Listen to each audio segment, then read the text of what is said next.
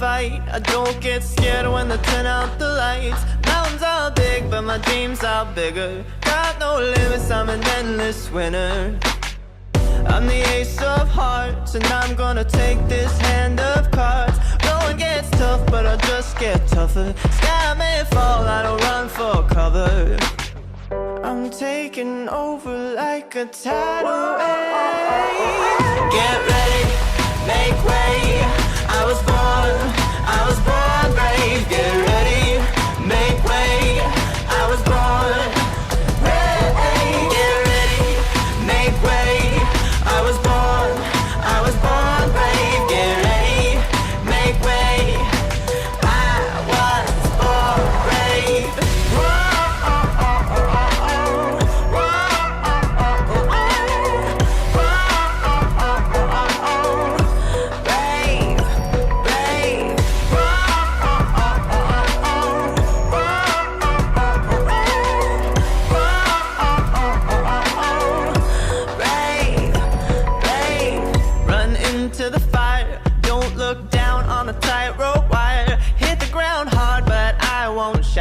Try to shut me up and I'll just sing louder. In the final hour, courage is my superpower. Bones may break, but I keep on swinging till the giants fall when the bell is ringing. Taking over like a tidal wave. Get ready, make way. I was born brave. Get ready, make way. I was born.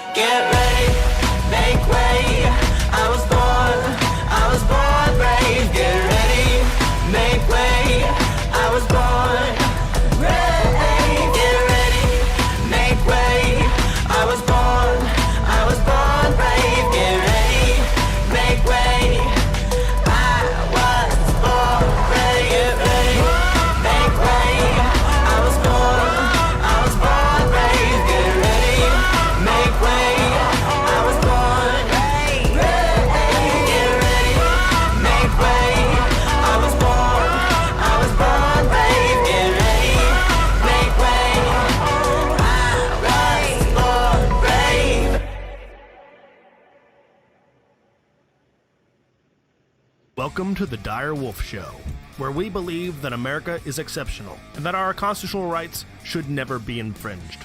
I am Dire Wolf. On our show, we bring you the truth and debunk fake news. If you love laughing at the insanity of the regressive left, sit back and relax. Boy, do I have a show for you.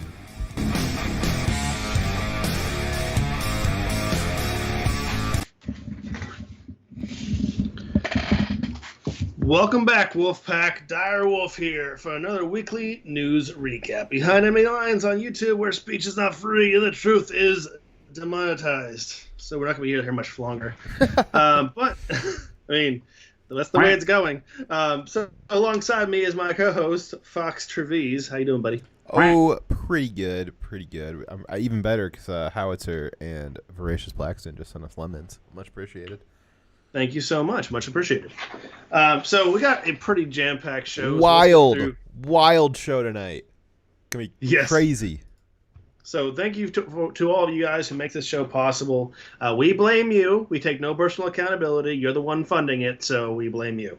So thank you, Kaylette, Orimain, Nathan, Cameron, Tetris Freak, Slowpoke, Thunder Erican, The White Lion, and Timberwolf, among others. And if you want to help support, you don't have to do it financially. You can always just like, share, subscribe. Let's move on to our first story because I failed to find a good, funny thing. All I got was some military fails. It was like 10 minutes long, and I was tasked to find a shorter, funny thing.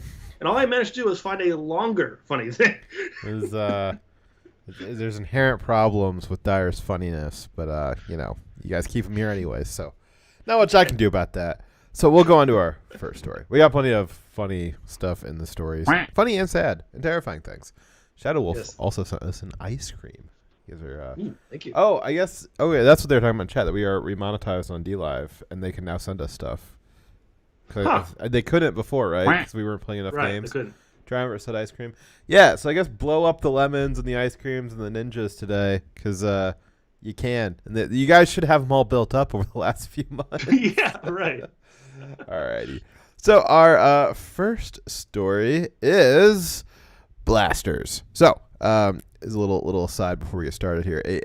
I'm gonna copy a trick that we learned from the Warrior Poet, who has an amazing YouTube channel all about gun stuff and military stuff and being a man stuff. Highly recommend you check him out. But he always says blasters instead of the G word to avoid the wrath of the YouTube algos.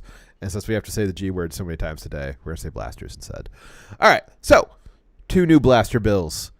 We got HR 1446 and HR 8 that we're going to be discussing today.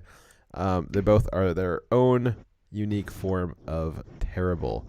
I'm going to highlight every other paragraph so Dyer feels included here. All right, so HR 446 is a simple bill, but it's kind of scary. It's only 3 sentences long, which is remarkably, terrifyingly short. Yeah, some bills are like 10,000 pages long. Yeah. I don't know what the devs are dipped up to. I see the words. They're very simple words, but, you got to wonder what they're up to when they have a bill that simple. It only 3 sentences long. It changes the minimal waiting time on a federal background check through the National Instant Criminal Background Check System, commonly known as NICS, when purchasing a firearm. So it's changing the minimal amount of time you have to wait to go through the NICS system when you're buying. Currently, the system is, as it says in the name, instant. In times of high volume, or in the event of a blaster show or rural blaster shop where the internet is not accessible, the check can be done on paper and submitted later. This is uncommon in the modern era, but even so, unlike what the Dems may have told you about the blaster show loophole, you still have to wait until it is complete to receive a purchased blaster. But if it takes longer than 3 days for NICS to process the request, again, extremely uncommon in the modern era, you will be default approved for the purchase. This does not include state and local waiting periods, which will still apply. Also, it may sometimes take them longer to go through the background check if you have a complicated background, or if you unfortunately share the name of somebody who has a complicated background. There is a lot of instances of sons named after their fathers and their fathers having criminal problems, or the other way around. And because you both share the exact same name, the FBI gets a little bit confused when you go through the background check system. So they have to double check on you. So sometimes that takes a little bit longer. So what HR 1446 changes is that this 3-day maximum. So to prevent, the reason why there's 3-day maximum and then you just default get the gun is because that is in line with the Second Amendment. Shall not be infringed. If the government wants to, everybody can argue about the NICS system and all that stuff, but the NICS system was essentially designed around trying to minimally infringe upon your rights. It still doesn't infringe upon your rights, but it's trying to minimize that by saying, okay, the FBI can't just sit there on your paperwork and kind of give you a pocket veto. They need to do something with it, and if they don't do something with it in 3 days, then we're just going to move on with the process of getting you your blaster, because if the FBI just has the ability to just not process paperwork, they're going to just not process paperwork, and then you're going to end up with a bunch of people who are, for really no reason other than the FBI just sitting on it, they'll be denied their blaster rights. So 1446 changes the 3-day maximum to a 20-day maximum, but it also creates a 10-day minimum. So now this interpretation is a little bit disputed because, leave it to the Democrats to write a 3-page bill, and then also it's a 3-sentence bill. Sorry, a 3-sentence bill, but the 3 sentences are a little bit unclear. I'm really glad that we have legislators. It's great.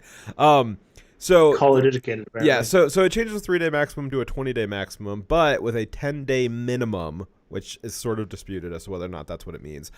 So across the whole country, no matter what your location, this bill would create a universal 10-day waiting period, theoretically. Now, that's what I read out of it. I'm college educated, that I think I can read 3 sentences, but I don't know. There's always a possibility I'm an idiot.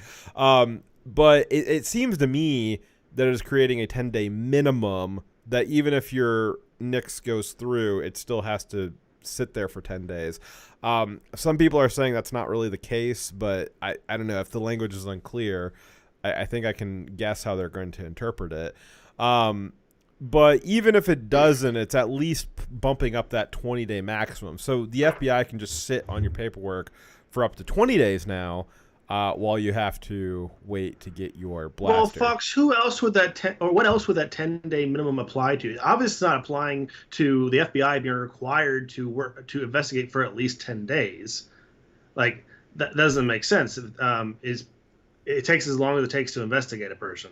Well, so the way, now again, I'm seeing, having read it, it looked to me like it was a 10-day minimum. Other people describing it was that it was the 3 days to 10 days, and then if the FBI still hasn't finished your application in 10 days, they get another 10 days before they have to finish it. So I don't know why they didn't just put it up to 20 days. I don't know. It's still like stupid complicated, even though it's only 3 sentences, and it's just like this new gobbledygook of, I guess whatever the hell they want it to be is how they're going to interpret it.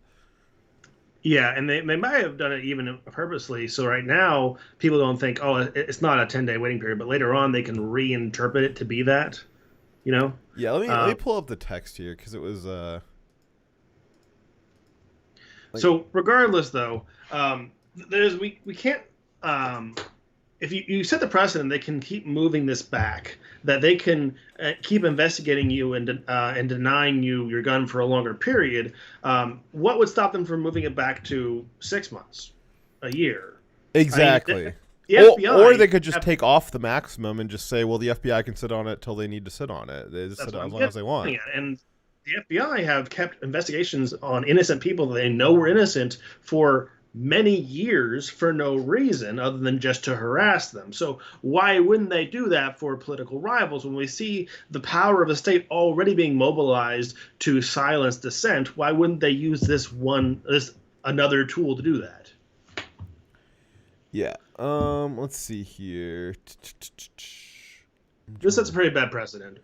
Even if it is just a 20-day maximum, that's 20 days they can deprive you of your right without any evidence of you having committed a crime. All right, so here's the text for HR 1446. All right, so let's see here. In paragraph, says looking through like the code that already describes the way the NICS system is in law. So they want to strike... let's see here. They want to strike from it that they want to put, in the event that the system has not notified the licensee that the receipt of the firearm by such a person would violate the subjugation of the section. Let's see, where they're trying to add in not fewer than 10 business days. So it's not even like 10 days, it's 10 business days. So you're looking at like 2 full weeks, about 14 days. But if the previous law was talking about a maximum of 3 days that the FBI had to complete their thing, this language of adding in there fewer, like not fewer than 10 days, to me that implies a minimum, that like you can't do it quicker than 10 days. You can't finish this, even if it is finished, like it can't go through in fewer than 10 business days. Like that's how I'm reading it. Again, a lot of the other analysis I've seen on this isn't interpreting it that way, but I don't understand why they would say no fewer than and not no more than, because currently it's no more than 3 days and they're changing it to say no fewer than 10 days. You're like switching which direction you're talking about there. That's why I think it's going to be interpreted as a 10-day minimum. What do you think? I think it's the only reasonable way to interpret this, because if it wasn't for that, what else would you apply the 10-day minimum to? I can't think of anything else that you'd need to specify that for. I can only see it applying to being a minimum requirement of you not having that firearm to give them time to investigate. Yeah. Yeah. So I don't. It's just this like little nudging tweak, and it's a little bit unclear as to what the new definition is. But yeah, it's just kind of opening up that door a little bit. So the other interesting thing is that this is closing what they're calling the Charleston loophole. Is the sponsor of the bill says it's going to close the Charleston loophole, which is the Charleston shooting where that stupid Nazi kid shot up a black church. And they're saying that he was able to receive his blaster because the FBI had gone over the 3-day waiting period, or over the 3-day maximum that they had to finish the investigation, and then he was able to just get his blaster. Which again, that's on the FBI. Like what was the FBI doing? Oh, they're probably trying to frame Trump, or going after they're either trying to frame Trump, or they're helping a bunch of dumbasses in Michigan trying to arrest the governor, or they're setting up child porn servers. But why did it take them longer than 3 days to investigate that kid? He was 16. He didn't have that long of a track record. But realistically, so this is adding, even if you're looking at this at the new 20-day maximum. When the Charleston kid got his blaster, it was more than 2 months. It was more than 60 days after he had received it that he went and shot up the church. Yep. So this bill would not have fixed anything, because he still would have had it 40 days before he wanted to go in that shooting. So they're just making stuff up. They're making up reasons for why they're passing this, and they're just attaching a bunch of emotion to it that doesn't really belong there. Yeah, I'm glad you brought that up, because that was going to be my first question. Is I didn't think that he had just received the guns prior to the shooting in that case. And other times, there was another school shooting where the kid had killed his parents and taken her guns and then used those guns in the crime. So this loophole, this law doesn't solve that problem, because he never got the guns legally in the first place. So the thing about passing laws is it doesn't affect criminals who use illegal firearms. It doesn't catch us, because most people I don't know what the recent numbers are, but I know that traditionally it's been less than 1% of gun crimes are committed by lawful gun owners. Yep. Blasters. The chances are, if your gun was purchased legally and is being held by the person who purchased it legally, then it will most likely not be used for a crime. It will not be used to kill someone who wasn't deserving of it. If you're a concealed carry holder, you're even less likely to use your firearms in a crime, because people who want to have firearms to commit crimes don't usually go through the legal process, because they don't want a background check. So anyways, HR 1446 was passed by the House. Unknown, but I think kind of likely for it to pass the Senate. So we'll talk about that later, but the Senate is going to pass through the filibuster. I got a segment after we talk about HR 8. It goes through the filibuster, so we'll hold off on that. But it might get held up. They might break the filibuster to get it through, but we'll talk about that in a little bit here. All right. So I think an interesting point on all this is brought up by our English friend Sargon of Akkad, who from across the pond had said it perfectly, was that shall not be infringed is possibly the most definitively precise statement that can be formed with English words. There is no room for interpretation in what shall not be infringed means. It is as clear as can possibly be. Possibly in all of Western civilization, there has not been a law more clear than, or a legal phrase more clear than, shall not be infringed. It means that it shall not fucking be infringed. Yep. I think that this is, from beginning to end, is an infringement of your ability to have your blaster rights. But if they're going to have a system at all, it should be like you had a legal order because you committed a crime. That means you cannot possess a firearm. You are a risk to society. And then what they're checking again is not doing a background check on you. It's looking, are you on that list of individuals who's had a legal judgment against you that's been found in court, right? You actually went through a legal process to determine whether or not you should have that right taken away or not. I don't like that they can just take it away from you without a court proceeding. Yep. Okay. The next one was HR 8, right? Yep. So not super complicated either. It just says you must involve a licensed firearm dealer in all blaster transfers so that they may take possession of the blaster while a background check is being conducted. So that would be like, basically, if you want to sell to a family member, you'd have to go to a licensed dealer, have them take possession of the firearm, process the background check, and then you can give it to your family member afterwards. In simplest terms, this would make it so that you cannot sell an asset that you own to someone else without a background check involving a third party and the government. That is, wow, that's pretty big infringement upon people's rights. Is that you cannot sell assets that you own. That is, I don't think it's completely unprecedented, but it's not good. Yeah, not good at all. The government doesn't have any room to tell you what property you can or cannot sell. Yeah. Again, most of your gun crimes, by statistics, if the statistics were different, I might be open to a discussion about it. But the statistics just don't bear out that these are the sources of gun crime. That fathers giving to sons, husbands giving to wives, back and forth with whoever, with family members. That's not really a source of gun crimes. The gun show loophole that doesn't exist is not an avenue that will lead to gun crime. Theft, drug trafficking, gangs, that all does, and those are all with illegally acquired firearms. Through stealing or doing straw purchases or scraping off serial numbers.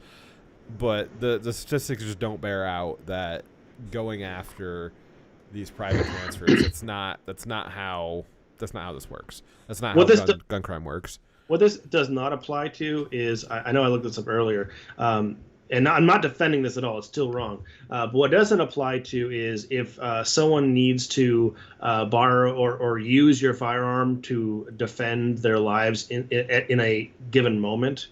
Like if you're in your house and you have your gun there and they need to use your gun, this doesn't prevent them from taking your gun and defending their life. Oh, yeah. Yeah, I mean, like, that's been, like, carved out every time. I mean, that's common sense. I'd be surprised if they did do something that would prevent that. I wouldn't be, because they're just incrementally moving towards making guns completely illegal. And this is one small step towards that direction. We all know what their purpose is. They've already said that's what they want to do. They're just trying to slowly cook us in the pot. Yeah. Well, wait for us to boil over.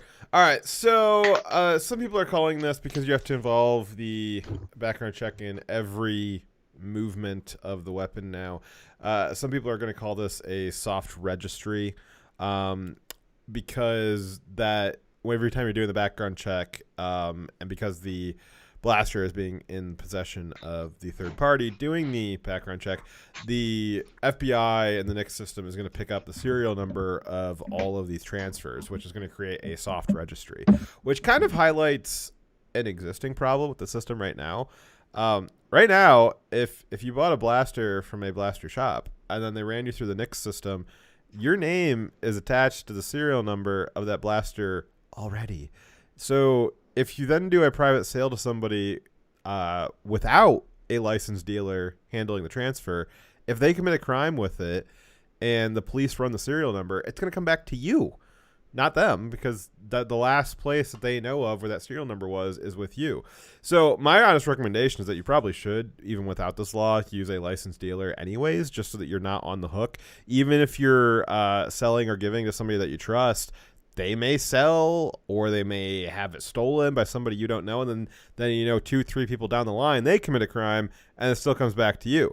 But again, this highlights a problem that it's not necessarily that HR 8 is going to create a soft registry. It's that we already have a soft registry, which I think is the bigger problem. And I think it's kind of funny to see a lot of gun channels talking about how it'd be bad to create a soft registry if we had to do more background checks. Like, well, if more background checks makes a soft registry, doesn't the existing number of background checks also create a soft registry, just a less complete one?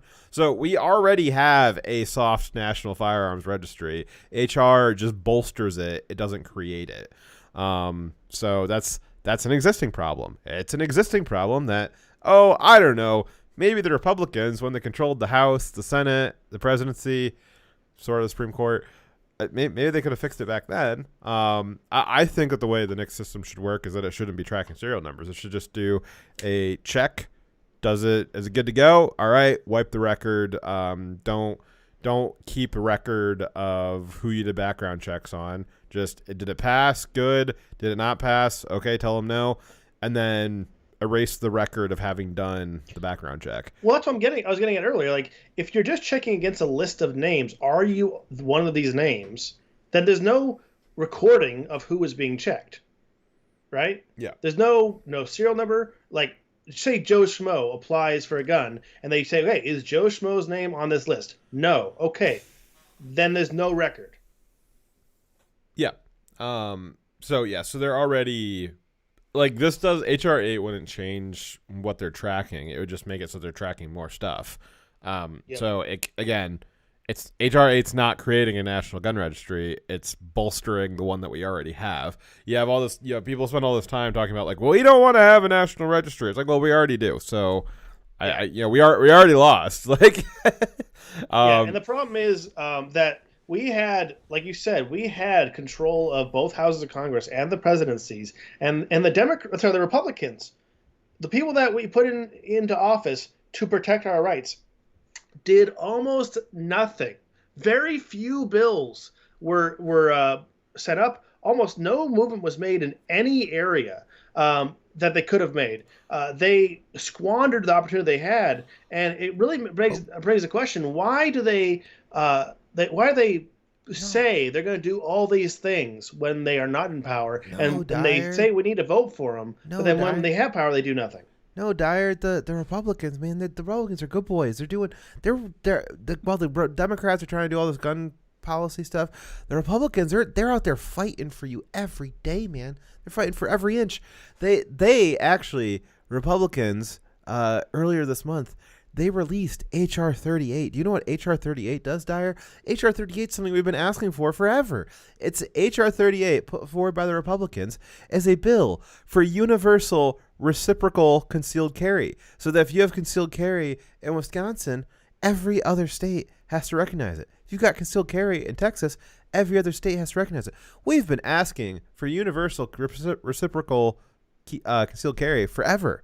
And they're finally as far back as Bush. Hold on. Least. Yeah. Hold on. We've been talking about it for a couple of decades. They're finally putting it through, Dyer. They're finally putting it through now when we don't control the House. We don't control the Senate. We don't control the presidency. We Nobody controls the Senate or the Supreme Court. They're just completely rogue at this point. Yeah, the Republicans are out there working hard for you. Now, they could have put this bill forward, I don't know, 2 fucking years ago in 2018, 2017, when we controlled everything. We had Trump as president to sign stuff. We had the House. We had the Senate. Still had, Supreme Courts, whatever. We had everything 3 years ago. They could have put that forward then. No, they fucking didn't. They waited until we don't control anything. And yeah, like what you said, Dyer, the Republicans just don't do fucking anything.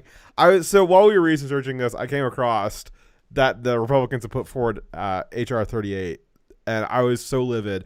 They're sitting there patting themselves on the back about how great it is. They're fighting for you. And no, they're not. If they were really fighting for you, they would have put this bill forward 3 years ago when it would have actually passed. We've been asking for reciprocal carry for decades, not 2 years, not 2 months. We've been asking for it for decades. They could have done it at any point, and they never did. Republicans were talking about it under Bush, and they didn't do it. And they said, "Oh, well, it's because Democrats had one of the houses of Congress. They're obstructing us. They're obstructing Bush. That's why we can't do it." And then, now Obama's in power. Now we can't do it because of Obama and because of the Democrats. So we can't get this through. Then when they finally had power, they did jack shit. 3 years ago, everyone knew we needed immigration reform, and though Trump did some things, Congress did jack shit during that period. We've known that we needed something done about censorship and online. We've known about this problem, and conservatives have been talking about it a lot, and yet during that 2 year period, nothing was done. They could have done so much more with taxes and our economy. They could have done a lot of great things, but it's funny, during that 2 year period, Congress was one of the quietest periods for Congress in the long, long time. When Republicans have power, they keep the status quo and don't rock the boat. But look what happens when the Democrats get power. We get 40 executive orders and done in like the first week. We get a bunch of bills, rapid fire, being put out by the Democrats. They're being put out so fast that they're not even written well. Yeah. So you got this. It's infuriating. You got their Democrats, their control stuff, and so they're doing their thing. I guess that's their prerogative. But the Republicans, they'll sit there and they'll wait until they can't actually get anything through, and then all this stuff comes out. It's like, oh, well, we're trying really hard. You're gonna get emails in the next month from the NRA, and your local GOP is like, well, we tried really hard to protect your gun rights, but the Democrats just won't let us. You know how you can help us? You can vote for us and donate here. And they'll use this loss, this obvious loss, to fundraise off of, because it wouldn't have really been worth much if they had passed it, when they could have actually passed it back when they controlled everything just 3 years ago. But now they can use it to fundraise off of, get you to vote for them, say, we're going to try this. And then you had a lot of the Republicans were sitting there patting themselves in the back all week about this. That's so exciting, and they're trying to defend their gun rights. It's like, no. Why wasn't this brought up years ago? Why are you patting yourself on the back for bringing it up when you know I'll tell it's you not what, going to pass? this is a virtue signal. Just like when the Democrats Exactly. do the political theater where they put up bills with no hope of passing them, and they do lines of questioning just to make sound bites in Congress that actually have no substance to them. All that stuff where they're just trying to make campaign ads for themselves. We complain when the Democrats do it. We're going to complain when the Republicans do it too. This bill is disingenuous. They know it's not going to pass. They know they're submitting it with no hope of success. They know that they could have submitted the same goddamn bill when they had power, and it would have meant something. But no, they're doing this for campaign ads later on when they're going to be asking you for money. And if they ask you for money, you should say, yeah, sure, I'll send you money. I'll give you my vote if you go back in time and do your fucking job. Don't donate to the GOP. Buy ammo. So HR 38 is definitely not going to pass, unfortunately. What about HR 8, Dyer? HR 8, To pass the Senate, both of these would need 60 votes to overcome the filibuster. The filibuster being a way for the 50 Senate Republicans to keep a debate on the bill going essentially forever, or until the Dems give up on trying to get it voted on. This is why there has been so much discussion about getting rid of the filibuster. Without the filibuster, the 50-50 split in the Senate would be at the mercy of Kamala Harris. So if there's 50-50 split, Kamala Harris would come in and she would break the tie. Yeah. So, but with the filibuster, you can just keep debate going forever, and eventually the party that would put it up for a vote will just rescind putting it up for a vote, and they will move on to the next thing. Some filibusters have lasted days, weeks. I don't think I've gone any longer than that. But this was meant as a way that, because it requires 60 votes to end debate. So if you don't have 60 votes to end debate just keeps on going. And this was meant as a way of allowing minority rights within the Senate. And technically both parties are minority parties. When it's a 50-50 split, there is no clear majority. So the filibuster, I mean, really, realistically, the only thing that it hurts is the only thing that's keeping it in check right now is just that Kamala Harris would cast a tie-breaking vote. But, there's easily an imaginable situation where we still have a 50-50 Senate and a Republican president someday, and the Democrats will come to regret that decision. So I don't know if these bills are going to be worth it for them to break the filibuster, but you can be guaranteed that at some point in the next 2 years during the first congressional term, they're going to try their damnedest to get rid of that filibuster, because that is what's going to gum up a lot of the works. That's going to stop them from doing a lot of stuff that they want to do. They're going to regret that. Yep. So, kind of just a general commentary. I'm sure that at some point, because Biden passed or he signed a $1.9 trillion spending bill, supposedly for COVID relief, even though I think only a 0.1 trillion of it was even for COVID related things. But the Democrats are already talking about having another spending bill.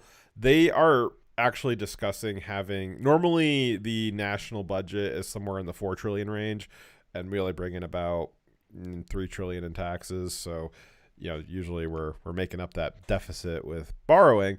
The Democrats are talking about and we're already at 6 trillion for the last fiscal year.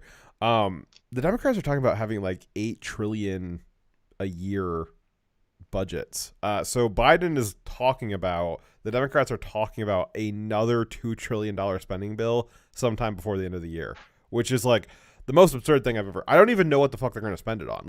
I don't even know. Everything's so goddamn expensive that the government does. I don't even know what we would do with another $2 trillion at this point, to be honest. But I imagine with this insane spending, that's not going to stop in any time in the next couple of years. I'm imagining at some point that, the Democrats have talked about doing it for a long time. They really, really love the Australian gun buyback. I imagine at some point they're going to try and do a buyback here. And it'll be kind of sickly funny because we're going to be borrowing money to do that. And who we're going to be borrowing money from? We're going to be borrowing money. If there's a gun buyback, it will be using money that we borrowed from China to buy back the guns that make it infeasible for China to invade us. Right now, it's entirely infeasible for every one of our enemies to invade the landmass of America because we're such a well-armed populace. There's a gun behind every blade of grass.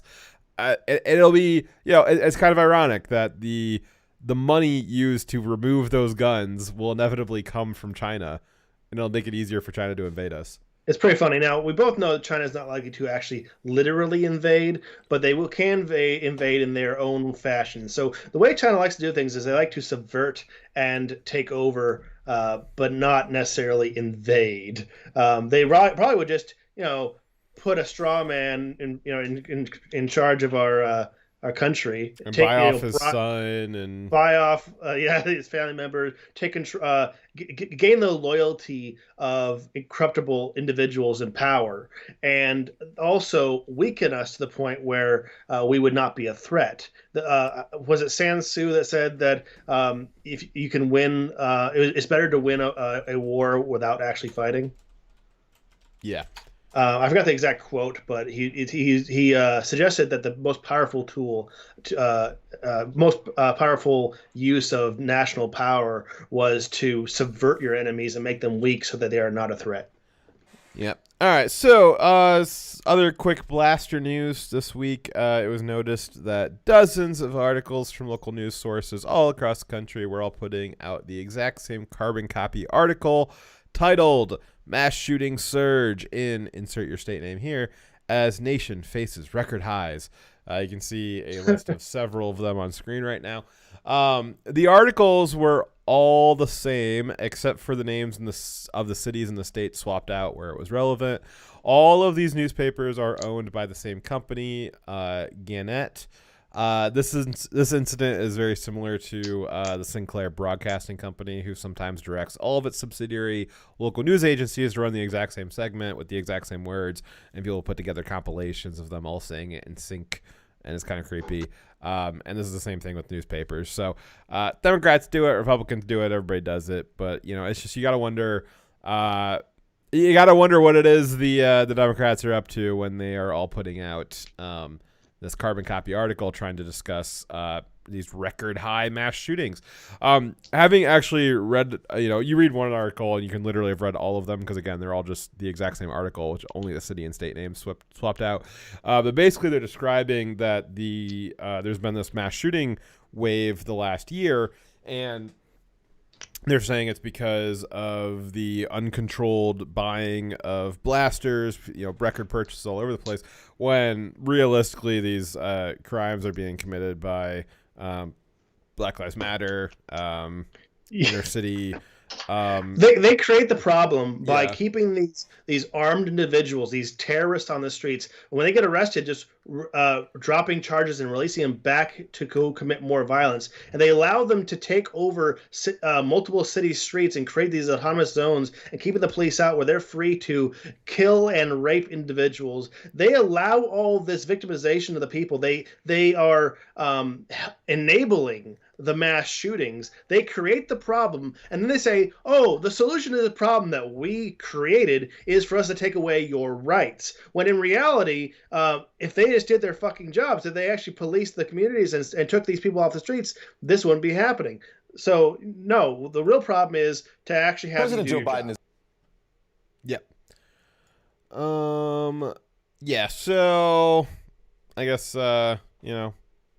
Never let a good crisis go to waste, though, right? Yeah, stock up on your ammo. I guess buy your blasters now before this law goes into effect. And make sure you buy your boat, too, so you can go boating, with your guns. You don't actually have to own a boat to ride on a boat. No, you need to boat hunt. Hunt by boat. Yeah, disavow. All right, next story. I spent way too much time on this one. Okay, so Don Lemon, as you know, he is the worst journalist of the year, which he actually won that award. I think it was in 2016. So Don Lemon, worst journalist of the year. How bad of a journalist is Don Lemon? Well, we're gonna watch it's a little bit of a long segment, but we're gonna do commentary throughout. Don Lemon had a very special monologue this week that was very. We're gonna go through it because not because Don Lemon is of any interest, but because he is a representative voice for what the left thinks. And this segment is just this really absurd, completely alternate reality that he lives in. And it covers a broad swath of like what apparently the left thinks is going on. And we're going to talk about what's actually going on. It's rather simple, but it's very indicative of what the left is thinking. It's not necessarily because Don's saying it. We don't really care about him, but it's important because what he's saying, a lot of people on the left think. All right, so I also want to remind us before we start the segment is that Don Lemon is considered an anchor by CNN. That's what he is listed as an anchor. By contrast, Tucker and Hannity and a lot of the other commentators, they're considered hosts.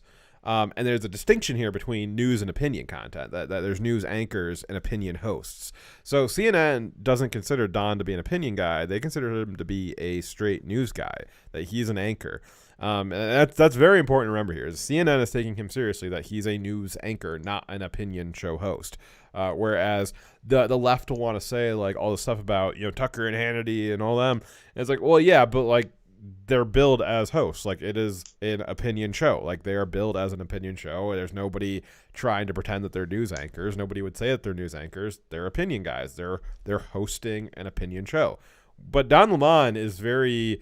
It looks like an opinion show, but they're billing him as an anchor. So I'm not saying he's an anchor. CNN's saying he's an anchor.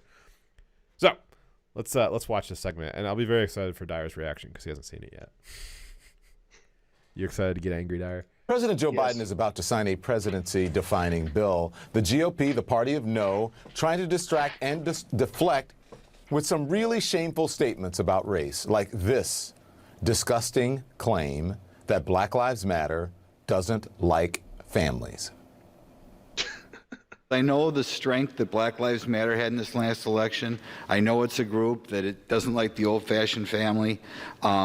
Disturbed that we have another program here in which we're increasing the marriage penalty. They have it on their website. Come on. They're post-nuclear family. Doesn't like the old-fashioned family. Do they not like the old-fashioned family? Well, let's look. Yeah, Dyer says on the website, and I had to pull up the archive version of the website. So this is Black Lives Matter. This was archived. What we believe. Yeah, this was archived in June 2020. If you try to go to this page now, it's not there. Let's see. Let's scroll down a little bit. This is Black Lives Matter. This is what they believe. I know it's down here somewhere. We disrupt the Western prescribed nuclear family. I don't know. Kind of sounds like they don't like families. Kind of does, doesn't it? Kind of seems like that. So obviously that senator was talking about, or that congressman was saying, BLM, the organization, they are disrupting the Western prescribed nuclear family. He said they do not like families. They don't. It says it right here on their webpage. I know that they deleted it after it got called out, but it says that. And they put it on there because it's what they really do believe. They removed it just because they wanted to avoid people knowing what they actually believe. They didn't expect the backlash for people to actually research what they put on their website. Yeah. But the thing is, they are very much, they have a lot of overlap with the communist in the Antifa movement. They just want to destroy our... Well, no, it's not overlap. I mean, it is explicitly Marxist. It is not an overlap. It just is. It is a Marxist group. It was started by Marxists. Groups. Yeah. They both share the belief and want to destroy the American capitalist system and want to overthrow our government. And part of doing that is subverting our culture, and that involves destroying the nuclear family because they want people dependent on the state, not being independently, able to take care of themselves because of family units. Yeah, so Don is talking to a bunch of people who've not read this. He's talking to a bunch of people who support Black Lives Matter, but didn't even go through the effort of going to Black Lives Matter's website to look at what they believe. He thinks that you didn't look at this. Or at least he thinks that his audience didn't Either look at it. he's dumb or he thinks you are dumb. Either way, it's fake news. It is both. He's also he's going to continue rebutting this, but he's going to intentionally conflate Black Lives Matter, the Marxist organization, with just regular black people and pretend that congressman was saying that black people don't care about their families. That's not what he said. He said that Black Lives Matter, the Marxist organization, don't care about families, that they don't like families. That's true. He never said that black people don't care about families. They clearly do, which is why it's strange that Black Lives Matter wouldn't care about families. Well, and Black Lives Matter doesn't represent black people. Fox, if you are black and you don't support Black Lives Matter and also all the political beliefs that the Democrats say you need to believe, well then you might be a skin folk, but you're not kin folk. Oh, you've got no idea. You just sit on that for a second there, Dyer. You've got no idea. There is 7 more minutes of this. You just wait. You sit on that comment and wait for a second. What does that mean when Black Lives Matter was about police brutality and violence and trying to keep family members and loved ones alive? No, stop. Black Lives Matter rioted and destroyed businesses, destroyed homes, broke up families' homes because a black man with a gun fired at police officers, and the police officers fired back and killed him. It was not about someone trying to get justice for police brutality for their family member. It is them taking any opportunity to tear down those communities that those families depend on. This is the movement. The organization has jack shit to do with protecting families and police brutality. It might have started off with the false premise of police brutality. If that was what it was really about, you know what? Everyone would support them. In fact, they had a lot of support in the first few weeks because they thought, oh, this is about police brutality, and no one supports that. But no, they were there to destroy, not to get justice. Go on, sorry. You're right. Sounds like family values to me. Yeah, right. What he said is not even coded racism. That's saying it right out loud. It's really not. Saying it right out loud. It's just reading Literally the not. BLM And people webpage. show you who they are, huh? He thinks he can just throw it in as an aside about Black Lives Matter, like nothing, the old-fashioned family. Again, this is Don intentionally conflating Black Lives Matter, the organization, with regular black people, and trying to say that any criticism of BLM, a Marxist organization, any criticism of them is explicit racism towards all black people. That is what Don just said. BLM has a set of beliefs, and we are criticizing its beliefs and actions. And what are its of beliefs? race. Their beliefs are that we are going to disrupt the Western nuclear family. There is nothing more important to children of all races to have a stable nuclear family. It is one of the strongest, if not the strongest, predictor of crime, is whether or not you had a complete family, two caretakers, and a stable environment. That is the biggest predictor of whether or not you are going to end up being a criminal. This, just by the statistics, the black community has a large problem with stable families and two-parent households. They just do. A lot of poor white areas have the same problem, and they also have crime problems. Anywhere that you have that problem, it's going to end up with crime. If you don't have stable families, you're going to have crime. Now you've got these. We know that for both whites and blacks and Asians and Hispanics, everybody, stable families, stable two-parent households. They don't even have to be different genders. It doesn't matter. Two-parent households, best predictor. And you've got this BLM supposedly advocating on behalf of black people that they're trying to disrupt, trying to stop the thing that would end up making it less likely for you to be a criminal. They're trying to disrupt the family. They want no family structure, no nuclear family structure, so that it's more likely that the kids will become criminals. In what way is that advocating for black people? That's how they recruit. Yes. That's how they get more people on their side. Now, if saying that you're criticizing BLM the group is not criticizing black people. It's like the difference between criticizing the Communist Party of China is not criticizing Chinese people. Yes. You know who else wants to disrupt the nuclear family structure of black people? White supremacists. That they want to destroy black families. That would be one of their goals. What does old-fashioned mean? Huh?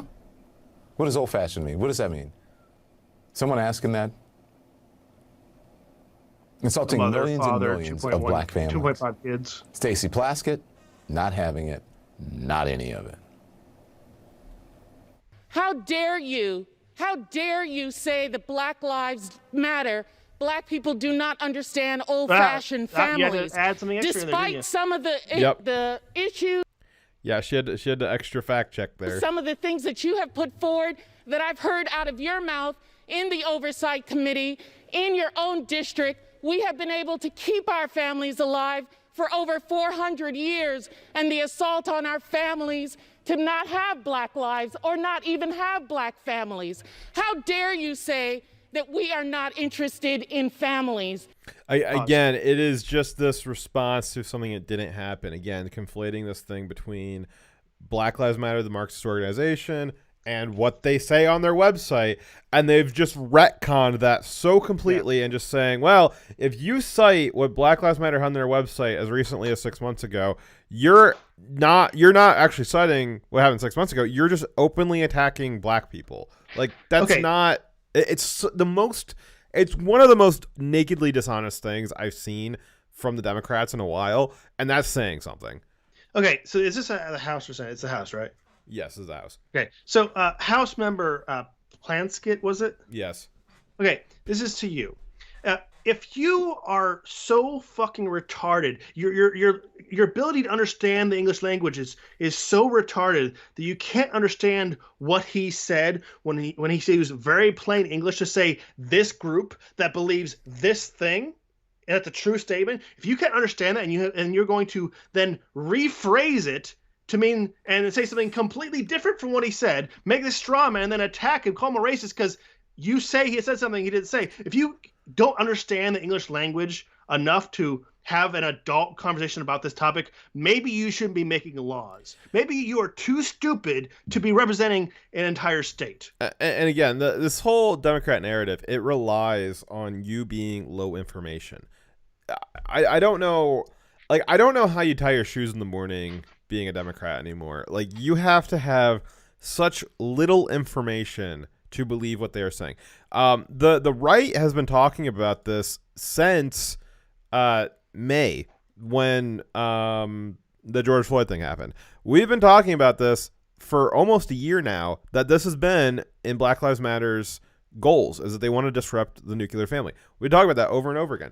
This is why you've got people like Brian Stelter on CNN who'll say, don't go look at right-wing sources. They're going to lie to you. Because the second that you leave your bubble, you start seeing some of this information, is, let's say you're a Democrat or you'll say you're a centrist, and you knew this, you mostly believe in Democrats' policies, but you know for a fact that you saw on BLM's website that they did want to destroy the family. That's right there. And then you sit there and you hear this congresswoman, and she's sitting there saying, that's racist to say that. We would never want to destroy the family. And it's like, you're lying. I just don't see how... It's also not what he said. Like, if you disagreed with the statement that Black Lives Matter, the group, believes this, then counteract that. The response that, oh, you're a racist for criticizing a group that has set beliefs and actions... if you're saying that he's racist for criticizing that group, you're an idiot. Yeah, you're not helping. You're retarding the conversation. You're a barrier to progress. Yeah, I'll help her out here. So the way that she could have said this and the way that she should have said this was, you know what? Black Lives Matter website did say that they wanted to disrupt the nuclear family. You know what? I don't agree with that. I think a lot of people don't agree with that. It was probably a mistake for them to put that on there. But we're not talking about Black Lives Matter today. We're talking about whatever this bill is, and I don't know why you brought it up. It doesn't seem relevant. So can we move on? That would have been a proper way to handle that. Sure, adult, not retarded. Exactly. But they just love digging into that race narrative. And this is even a race hoax. This is a racial hoax. So similar to... Why would you do that? I'll read that in a second. Dyer, can you pull that up? I still don't have these rolling into my mini feed for some reason. Just like Smollett and Bubba, these like nooses all over the place, and Mattress Girl and all that stuff. It's just another hoax where this guy said something that was just a true fact. And it's apparently a hate fact, but he said a true fact. He said, BLM, they want to disrupt the nuclear family. That's what he said. And then they create this race crime, this race hoax that he was saying that all black people don't like family. And it's just a thing that never happened. And you got all these Democrats in a tizzy about it. And then Don Lemon looks at that and goes, yes, I'm going to report on that again as a straight news guy and just keep it going. Just keep it going. It's like, because yes, everybody can clearly see that this is a true thing that guy said, but they're just turning it into this giant race hoax of something that never happened, a racist incident that never happened. In the black community. That is outrageous. It is outrageous. And again, if I have to say this every single night of my life while I'm here, I will. You need to know the history of this country. Do you know how many black families were separated during slavery? Why would you do My that? ancestry done twice. It is so hard to even find records. Read out Slowpoke stuff. Okay. So Slowpoke said, just FYI, my last message wasn't just about black people. This applies to all races, to both parties, to everyone who just keep choosing their shitty leaders because it's the devil they know. The lying through the teeth and the people nodding their heads either out of habit or brainwashing. Why are we trying to save these people? Why bother when they'll never listen to us and dead set on their own self-destruction? I lost 2 aunts and I still won't touch that. Oh, sorry. That's from a different day. Okay, that was it. Thank you, Slowpoke. Much appreciated. All right. Find records. Let's roll us back a little bit. I've had my ancestry done twice. It is so hard to even find records. Did your grandfather also touch his that junk go and back put it in even someone else's to nose? know the What? Hold on. was No. Stop. This is an important part. Stop. Just let this go until I go. history of this country. Do you know how many black families were separated during slavery? I've had my ancestry done twice. It is so hard to even find records that go back even 2 generations sometimes, because what? The intentional separation of black families. And no records. So you should be You know opposed why? to BLM. All is that. Why? They were considered property. All right. So, Don Lemon, he's done his ancestry twice, and he has a hard time getting even 2 generations black. Why? Because of slavery and because he was property. All right, let's break that down a little bit. So Don Lemon is 55. He was born in 1966. According to WorldCelebs.com, Don's grandparents lived with his family until he was 10. And Wikipedia has records of his great-grandfather being a Creole, which is French. And that took me about 5 minutes to find all that stuff. Don Lemon needs to try a little bit harder. Direwolf Media has found no evidence that Don was separated from his parents and sold into the 1970s American slave trade. If he can't remember living with his grandmother for 10 years, it is not because he was property. Don's going to sit there and pretend that because it's a little bit difficult for him to use Ancestry.com, probably because he's an idiot. He lived with his grandparents. That's 2 generations ago. He knows what his family unit was from 2 generations past because he lived with them. And Wikipedia knows what it is back 3 generations. And Don's going to sit there on national TV and tell you that the reason why he doesn't know who his grandparents are, who he lived with for 10 years, he doesn't know who they are because his family was separated during the slave trade and he was sold as property. That, like, I don't know how else to explain that other than what I just explained. Like, what other, like, He's what? full of shit. Yeah, like, what else is he trying to imply there? He's trying to imply there that he doesn't know who his grandparents are because of the slave trade in the 1970s. To do with what was said. It has zero to do with what was said. It wasn't a commentary about what individual black people or the black community feel about their families. That had nothing to do with that. It definitely has nothing to do with historical, mistreatment to black people. What he was talking about was a group and what they believe, which we've already shown you a bunch of times. Yeah. I just thought that was absolutely incredible that Don is citing that having a hard time finding out who his grandparents are 2 generations back. He lived with them. He lived with them for 10 years when he was a kid. He doesn't know who his grandparents are because of slavery. That is just really, really incredible right there. How does he think slavery was? Jeez. Apparently 1970s. I mean, you know the 1970s American slave trade, right? I mean, that's, I don't know where he is from, but maybe it's the French side of him. So it's God. Oh. Right? It just angers me sometimes that people can be so ignorant. Yes, it does, Don. It does anger me that people can be so ignorant. Like ignorant of who their grandparents are that they lived with for 10 years. And then there's Tim Scott. Tim Scott is the only only. All right, Dyer, this is going to be your part. I'll let you say whatever you want after he gets through this part.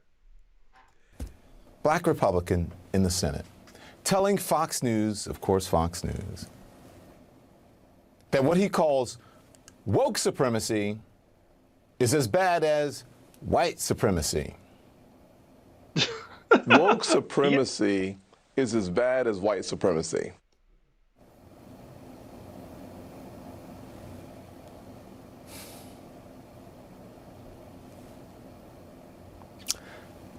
This is really hard-hitting news. Do you want to explain who these woke supremacists are? Because I looked really carefully and I didn't. Hang on, before we go to the video. I haven't seen any woke supremacists. I've never seen a woke supremacist. You want to comment on calling Yes, out his yes, I do. fellow black Okay. people? Well, I don't talk about the white smoke supremacists. I got that. Just hold off on that. But the just calling out the black people. He just, Tim is not allowed to have any opinions on his own. Vadon's got to call him out. Yeah.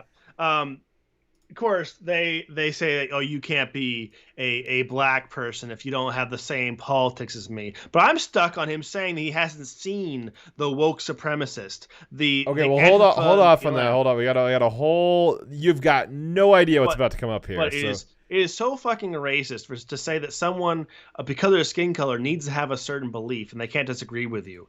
He's the one being a racist in this case. Absolutely. All right, so now we're getting into the woke supremacy thing here. So you're gonna love this whole part. Video. I haven't seen any woke supremacists. I've never seen a woke supremacist lynching anybody. Never saw a woke supremacist. All right, so let's start with this little montage on the side here, while we're talking about this. You guys can watch on the right side here. Be clear in how I characterize this. This is mostly a protest. It is not generally speaking unruly. Peaceful protest. Peaceful protesters. Peaceful protest. Peaceful protest. Peaceful protest. Peaceful protest. Peaceful protest. Peaceful protest. Peaceful protest. Peaceful protest. Peaceful protest. Peaceful protest. Peaceful protest. Peaceful protest. Peaceful protest. Peaceful protest. Peaceful protesters. All right, so we'll let that keep rolling off on the side there. But Don said that he's not seen any lynching from woke supremacists. He's never seen a woke supremacist lynch somebody. Well, we had that Patriot Prayer guy over the summer. You know the guy who was hunted down and executed by somebody claiming to be 100% Antifa. We had the Colorado Trump supporter who was executed by an Antifa member who was hired by Denver 9 News. We've got countless videos of people being pulled from their cars, beaten in the streets, killed, maimed, permanently disabled. They may have been mostly peaceful lynchings, but they were still lynchings, and they were done by woke supremacists.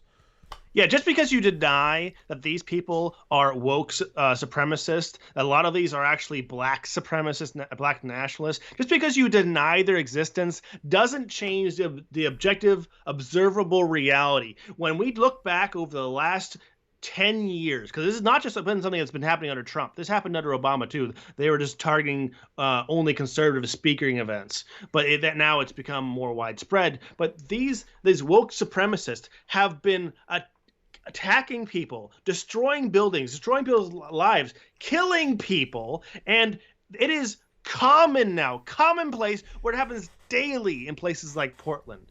It is, people have just accepted this is now the way of life. We now just have violent gangs who will attack you and pull you out of your car and destroy your community, and the left are okay with it. Now, if you look back, how many white supremacist actions have we seen in the last 10 years? Very few. And the ones that you can think of, like Charleston, they one person died because one person ran that person over. Yeah, Charlottesville. It pales. What, Charleston? What is it? Charlottesville.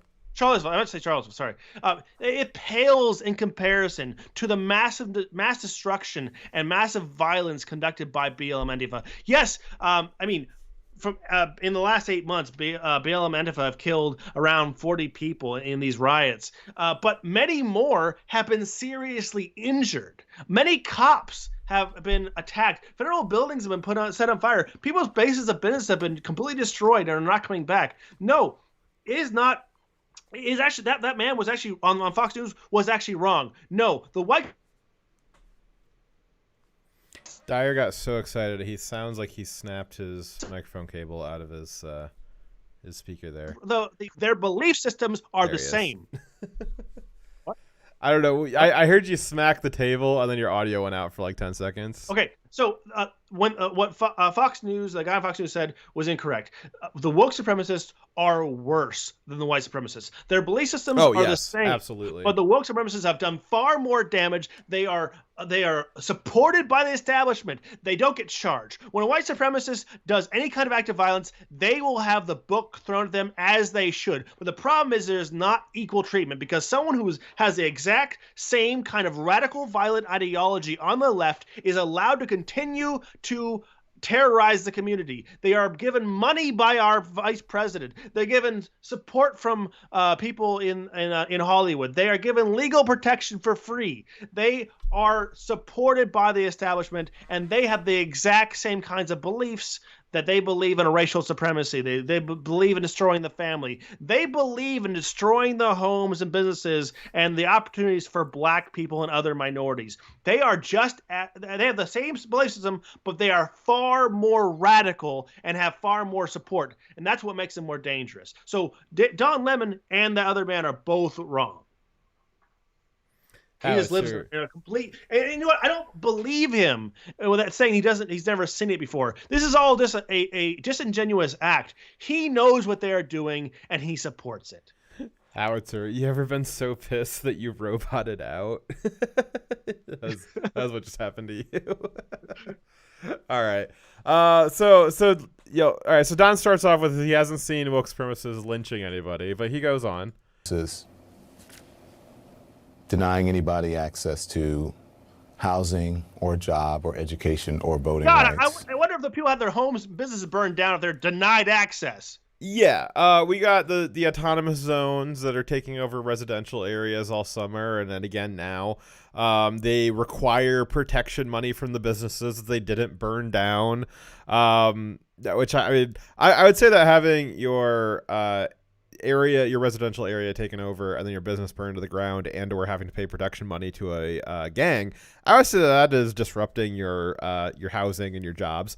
And also emergency services not being allowed in to help you when you are in crisis.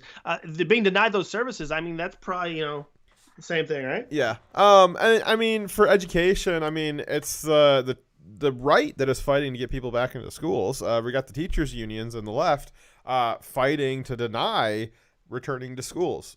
And then voting rights, I mean, recently, but, throughout all of history, we've just got countless stories of, throughout the last several years, countless stories of Black Panthers, quote unquote, guarding and intimidating voter locations over the years. You had a lot of issues with BLM and, quote unquote, Biden supporters there, doing funny stuff with the vote this year. So I would say that's denying voting rights for sure. I could definitely go on and on and on with that. It's just to debunk thoroughly everything Don's saying is just, watch the show for the last 2 years. It's so self-evident. Yeah. Never saw any woke supremacists enslaving anybody. Never saw any woke supremacists trying to keep people. You remember when those woke supremacists, those 4 teens, grabbed that and kept captive that white kid who had some mental difficulties and tortured him for a long time? Is holding someone captive similar to slavery? Kinda. But to that point though, I haven't seen any white supremacists enslave anybody recently either. I mean, I guess if you want to go back to 1970 when Don Lemon was sold into slavery and separated from his grandparents, I mean, maybe back then, but not recently. I mean, the only slavery we're seeing is the human trafficking that the Democrats have been enabling. Oh yeah, for sure. saw any woke supremacists enslaving anybody. Never saw any woke supremacists trying to keep people from marrying. Okay, so I'll let you speak on this one, Dyer. But how many stories have we seen from the left about anti-race mixing for marriages? A lot, and they hate people like me. They say that I am oppressing my wife. Hey, honey, are you oppressed by me? Let's move you. on. She said, "Hell no." Can you say that to the mic so it's not just me repeating it? Trust me, she's not oppressed.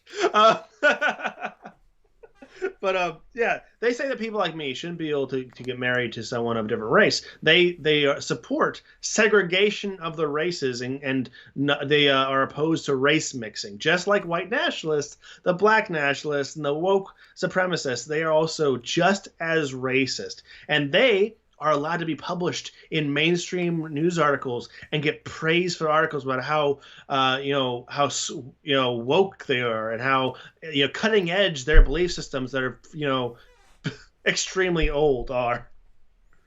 Yeah. So I mean, anybody, this idea that there's no woke supremacists trying to stop interracial marriages. I mean, like, come on. Like, there was 2 articles in the New York Times in the last 12 months talking about how race mixing in marriages is maybe not desirable. I mean, that is exclusively coming from the left right now. To the extent that the right has, if there's anybody on the right or in the white nationalists that don't like race mixing in marriages, I guess okay, but where's their institutional power? Where are the articles that they're publishing in mainstream media outlets? I'm not seeing it. Where is the policy that they're instituting in American colleges? I'm not seeing any of that come from the right. Maybe it's out there, but I'm not seeing any of that ideology be transformed into policy. I am seeing that on the left. All over the place I'm seeing that on the left. We've seen liberal colleges have blackout days where all the white kids are told to leave campus. Yep. Amongst different races. Everybody Come on, college. Tim Scott.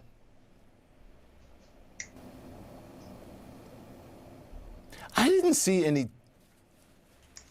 woke supremacists storming the blanking Capitol.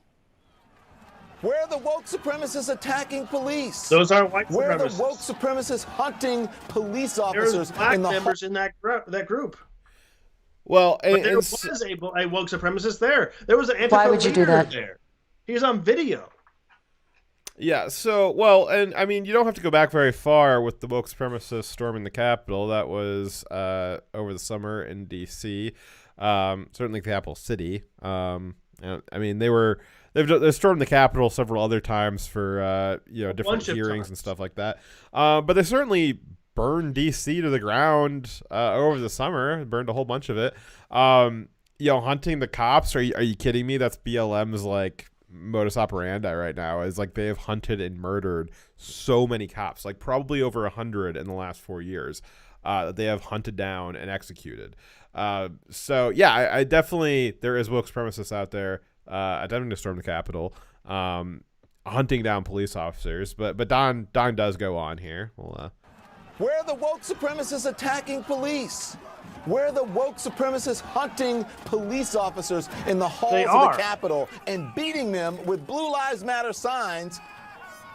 So where are the woke supremacists hunting police in the Capitol with Blue Lives Matter flags? So he had to get really, really specific there to not include Antifa. It wasn't just that it was attacking police. It was attacking police and in the Capitol and with a Blue Lives Matter flag.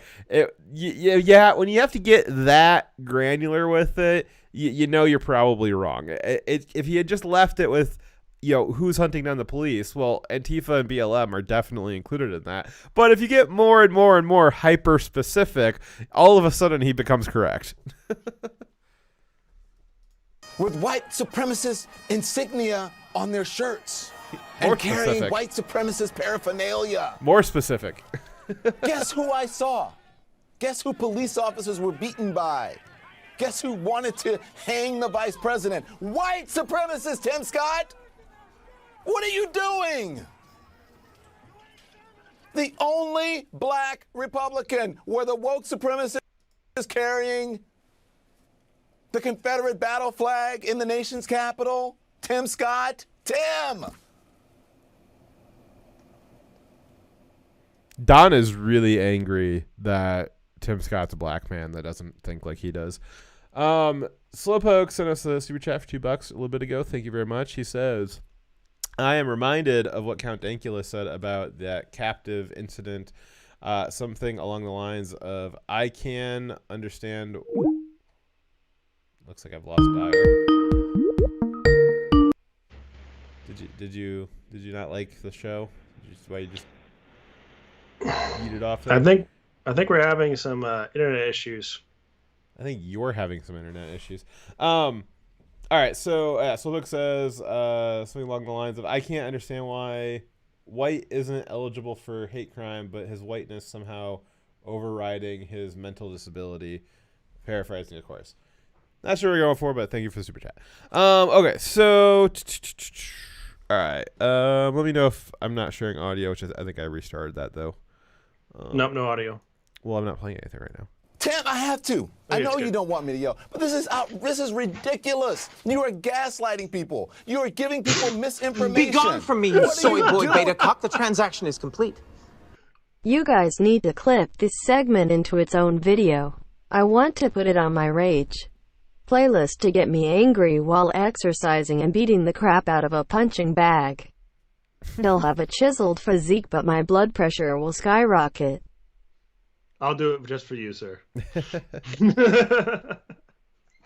Man, him talking about gaslighting.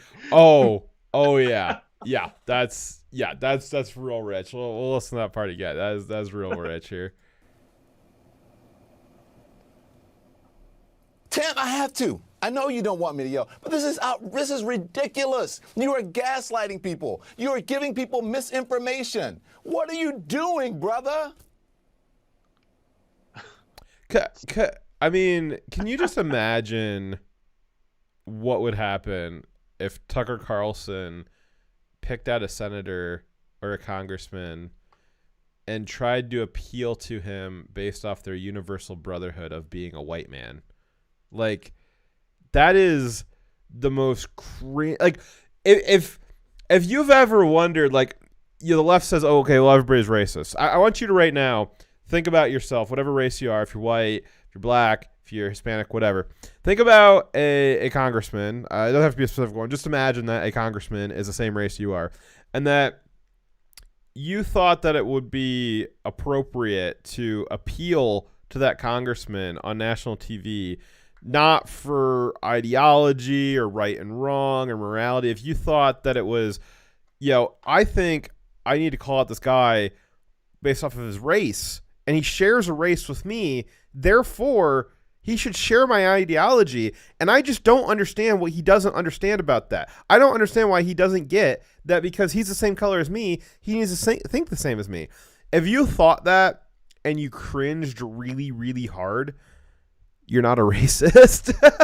I thought about that. I thought about that for, like, if Tucker did that or if I did that, if I just like, man, this congressman is the same color as me and he doesn't share my beliefs. Like, that is really, like, dang, like, that sucks. Like, he really should do that. Like, I don't understand it. He's the same color as me. Why doesn't he have the same ideology I do?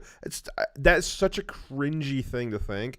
And that's how I know I'm not a racist. Yeah, absolutely. It's also funny, like, imagine Tucker Carlson making an argument like Don Lemon has done here, where every single thing he said so far was objectively false and proven so by the things we've shown you, either the videos playing on the right or the website we've already shown you. The premise and every statement he's made has been objectively, observably false. If Tucker did that, he would be excoriated by both the left and the right. Exactly, and that's the difference. It would be by the right as well. And chat's noticing it too, and I was going to say something about it. Yeah, you noticed there he, in addition to appealing to Tim Scott on his race, that, well, you know, you're black guy, so you need to believe the same black guy stuff that Don does. Don also slipped into this like Ebonics accent and started mispronouncing words and saying brother. Like, he slipped into this kind of ghetto accent, right? And that's extremely racist. Like, Don is a well-spoken adult. He's not a gangster. Tim Scott is a well-spoken adult, not a gangster. Why does Don think that to appeal to another educated black man, he needs to slip into Ebonics? Why is that something that in Don's mind that makes sense? That's how he could talk to another black guy and just assume like, well, you know, all black people don't know how to speak. It's just, you know, some of us learned. You know, that's what Don's saying right there, is like the common language of black people is Ebonics, is this mispronouncing words and using slang. That is just the height of racism. If Tucker were to talk to Tim Scott and be like, brother, what's going on? And just like slip into this weird, crazy ghetto thing. I think I might have slipped in a little Jamaican there. But that would actually be cancelable, right? Like if Tucker did that, if Tucker called a black senator brother, Tucker would be off. He would be off Fox. There wouldn't be any of this back and forth with going after Tucker's sponsors and all that stuff, and all, you know, he'd take a break for a few days and have a guest host and then comes back when stuff. No, that would be the end of Tucker. But the left will not go after Don Lemon for making these crazy, racist, and inaccurate statements. No one's going to go after his advertisers. He's not going to be shamed at all. It's going to not be covered at all. They're going to just hope that you are so stupid that you believe his gaslighting. Yeah.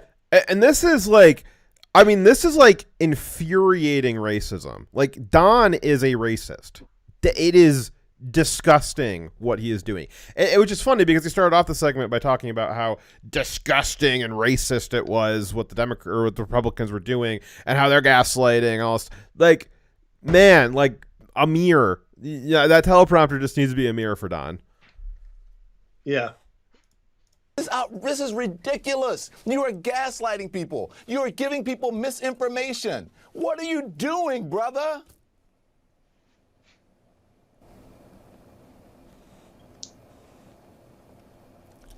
What are you doing? What are you doing? I think also, I think that maybe this wasn't meant to air. I think that Don was in his bathroom talking to himself. Like, you know, people like, you know, give a pep talk to themselves, get them worked up. I think this was like accidentally aired, and this was really just Don like looking in a mirror, giving himself a pep talk, like, yo, you just give people misinformation all day. What are you doing? You're gaslighting them. Come on, man. Come on, brother. Well, that's just the normal quality of CNN, actually. I mean, if you told me that this was a hidden cam in Don Lemon's bathroom and this was him giving himself a pep talk in the morning, I would believe you. No, the problem is that they're indistinguishable from each other. Yeah. Do you have a car alarm going off, or is that me? That's you. Oh, okay. You're not helping. Okay. Now I'm just imagining Don telling all this stuff And to then himself. there's Lindsey Graham, of course. Lindsey Graham. $5 million. $5 million in aid to black farmers in the COVID relief bill. He is calling that reparations. If you're a farmer, your loan will be forgiven up to 120% of your loan, not 100%, but 120% of your loan if you're socially disadvantaged, if you're African American, some other minority. But if you're white person, if you're a white woman, no forgiveness. That's reparations. What? This is It is now. 2021. Hold on. It's now government policy that you can get a benefit based off your skin color alone. Yeah, so without going into that as its own story, part of the COVID relief bill that passed this week and was signed into law is just what Don said, is $5 billion for agricultural loans if you are identifying as black, your agricultural loan will be forgiven up to 120%, which means that if you took out a loan for $1 million, they're just going to give you $1 million. No, not $2 million. Well, no, I said 200,000. Yeah, $1,200,000. Well, the million is paying back pay off your loan, but you're getting an additional 200,000. Yeah. So, but only if you're black. Not anybody else. Which is really interesting. That's racist. That's what that is. It is. Well, it is racist, and it is reparations, right? Every single farmer should now identify as black. Fuck the system. No, that is racist. And if you have the money to do so, you should challenge that in court, and make America, the government, eat shit for making that law. Yeah. And so Don's going to go on for another few minutes here about how offended he was at that Lindsey Graham called this reparations, but like I don't understand why he's so offended by it. Like reparations is the goal by the what? He supported reparations in the past. Yeah, no, that's what I'm saying. Like reparations has been the goal of the left for a very long time. Like shouldn't they be happy that this is being recognized as reparations? Like maybe it's not the full reparations that they wanted, but like it is in part that. So like I don't understand why he's so upset that they're calling it out as that. Because you think that being upset actually is meant to be what's the word? Sincere. It's not. Read the part that I okay. I highlighted for you. I really just did not understand that part. Don is relying on pure indignation without explaining anything that's wrong with it. This he keeps saying. Oh, all right. Never mind. That's meant to be read at the end. Just put a pin in what you're saying right now. I agree with you, but we're not quite there yet. Okay. Is that meant to be? We're not going to fall for this. Why are we allowing people to do this? And why are people doing this? Lindsey Graham, why are you doing this?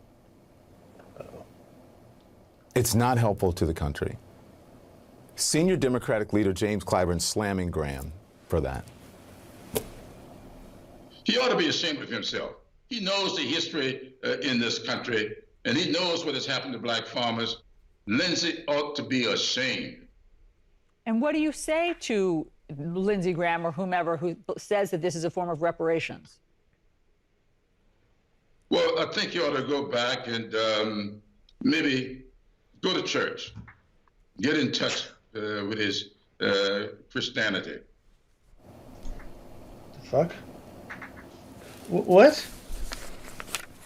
Thank you, Congressman Clyburn. Thank you.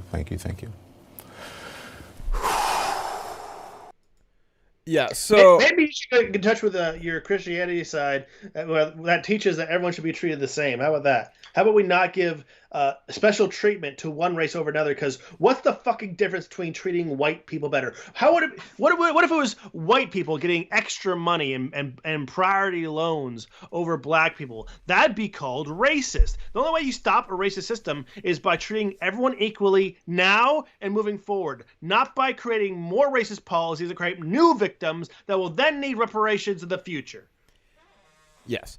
So like I was having Dyer try to read earlier, but it agrees with what you were trying to say though, that like Don's just using this like anger as a replacement for sincerity because there's no point to be made there, and I just don't understand the segment. I don't understand what they were upset about. Lindsey Graham saying that it was reparations. Like they have not explained why him calling it reparations was the problem. The Clyburn even said, like, well, they're doing this because of the history of what's happened to black farmers, which it's reparations. Yeah, I don't know what that would be, but the idea behind reparations is that it's a repayment for what happened to black people in the past. So like if this was about what happened to black farmers in the past, then yes, it's reparations. So like why are they upset that it's called reparations? And what you were saying, Dyer, is that it's just Don isn't explaining why he's upset. He just has all of this indignation. He's so this huffy frustration, and he keeps saying, this. This is a problem. This is racist. This is not helping America. It's why. What is this that he's talking about? What is it that Lindsey did wrong? He never explains what Lindsey did wrong. He just has this huffy indignation. and doesn't explain it. And he just relies on that and expects you to take that as sincerity and expects you to follow him in being indignatious and upset about it too. Yep. He's a racist. I mean, a lot of the Democrats are idiots, and they might just have bigotry of low expectations a lot of times, but Don is an actual racist right there. Like, that is the, like, definition of the kind of black guy trying to keep the other black guys on the reservation there, or on the plantation. Is he picked out the one black Republican, and I'm not saying that because he's a black Republican. I'm saying that because Don said that. Don said, I'm targeting Tim Scott because he is the only black Republican. I'm targeting him because he's black. Don said that. And then he proceeded to try to appeal to him on the basis of skin color and Ebonics and all this stuff. And just that is so Actually, I think racist. what he's really doing here, even though what he said, all you said is true, but what he's really doing is trying to speak to the black supporters of Tim Scott to try to sway them away from supporting him, because this is very much a political move. He's speaking to those people who've only been taught to use emotional reasoning, that don't actually look into the real evidence of what's going on. People have very little information about what's really going on in the world, because if anyone has a little bit of information, like barely follows the news, they would have readily available all the evidence to know what he's saying is full of shit. He's hoping that he's speaking right now to low information voters who don't have critical thinking skills. Yep. Yeah, you can't have information and be on the left. It just doesn't work. All right, that segment went on forever. Let's move on to our next one, which I guess I could actually just keep this loop playing because we're talking about Minneapolis. And BLM this week was doing what BLM does. They banned white people from a new autonomous zone in Minneapolis. And they may have banned white people, but they kept the black on black murder. They don't. I mean, they don't want to give up everything. I mean, come on. It's just white people, black on black murder. They'll keep that. So a militant style group laid claim BLM Antifa, basically. Yes. They laid claim to the blocks surrounding the makeshift memorial to George Floyd in Minneapolis, refusing to budge from their self-pronounced autonomous zone unless the city meets their list of 24 demands and preventing police officers and the press from entering the zone. Also, you white always know people. you're a legitimate organization when you don't want anyone reporting on your activities. Yeah. It just screams legitimacy, right? Yeah. The group's demands include the recall of the county prosecutor, fire the head of the state's criminal investigation agency, spend hundreds of thousands of dollars on programs to create jobs, combat racism, and support affordable housing. But after law enforcement officers faced protesters and resistance, and opposition from inside the autonomous region, the city plans to tear down the barriers and reopen the streets after the trial for Derek Chauvin, the officer charged with Floyd's death, in August at the earliest. Jury selection for the trial begins this week. Wait, so they're going to let this autonomous zone go for the entire... Yes. That's going to be forever. I love the way they worded it. They said, "Oh, we're gonna keep it there. We're not gonna tear it down until after the court proceedings. So until he's either found guilty or innocent, and also if he's found guilty, his sentencing, right? So they say, "Oh, we're gonna tear it down, but we're gonna wait till this first." And the thing that they're talking about, it could take a year because they say August, but there could be lots of delays in court proceedings. These court proceedings often take a very long time. So they said they're not going to take down the autonomous zone until it's over? That's not going to be August. They're fooling themselves. They're trying to make it sound like they're taking a stand, but they're not. They're cowering. And to cement that, give you full context of how much they are cowering to the protesters, the barriers around the autonomous zone were set up and paid for by the city. Cement barriers were put up by the city, not by the protesters. They are making it official. The police are not be able to go in there not only because the protesters don't want them to, but because the city's not sending them in. They're saying, everyone inside this autonomous zone, you're on your own. No protection from the state. You now live in hell. Good luck. They should have made the barriers be giant wooden mooses. Meese. Did you read through your part? No. Did you? So the state is allowing the businesses in those areas to be victimized. They're allowing everyone in there who is in that zone to be victims to domestic terrorists. Anything that happens to them is on the hands of the city, and they should be sued for it. One person's already been shot and killed. And the emergency services couldn't get to them because of the autonomous zone keeping the police and medical services out. And what was the color of the shooter and the victim there? Oh, it was black. It was black on black. Right. Yeah. So, I mean, we're talking about in most of these situations where the autonomous zones and these Antifa BLM protests are happening, they're happening in predominantly minority communities, and they're victimizing those same communities that they're saying they're trying to seek justice for. Where's the justice for the person who got shot and killed? Where's the justice for the person who had their business burned down? The person can no longer go to work. Where's the justice for the person who is suffering a medical emergency, but the ambulance physically cannot get to them? There's no justice in this. This is victimization. This is terrorism. Yeah, well, it's woke supremacy. And you know what? It's happening during daylight. Look at that. Even by our Obama administration, it's now considered terrorism. But they're going to call it that? No. Yeah, but Biden administration. Yeah, the Biden administration. We know from last week they. What was the position? I can't remember what the position was. I think it was Attorney General. Attorney General, yeah. Yeah.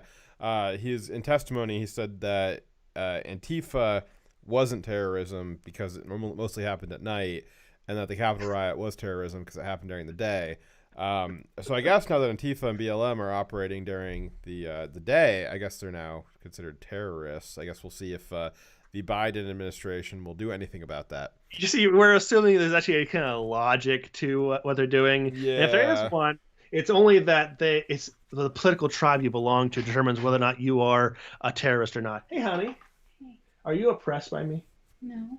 So apparently, the Democrats currently in charge of our government, they believe that we shouldn't be married because we're a different race. I should only marry a black. I should only marry a white person. Actually, I'm black now. I should only marry a black person. You should only marry an Asian.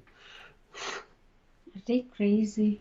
Yeah, actually, they are. Or another word you might call it is racist. How are they trying to manage your life, our life? Well, they say because I have more institutional power. She sees right through it. Is like they're just trying to manage your life. They think that I have institutional power. You know that there's a misbalance here. That anything I do to you is not possibly by your choice. Little finger. Thanks for narrating your action. Crazy, like all of them. They're crazy. I agree. I can't believe that. I can't believe they exist. You should become a citizen and vote against them. Yeah, not now. She has to give up a lot of things in her country to become a citizen.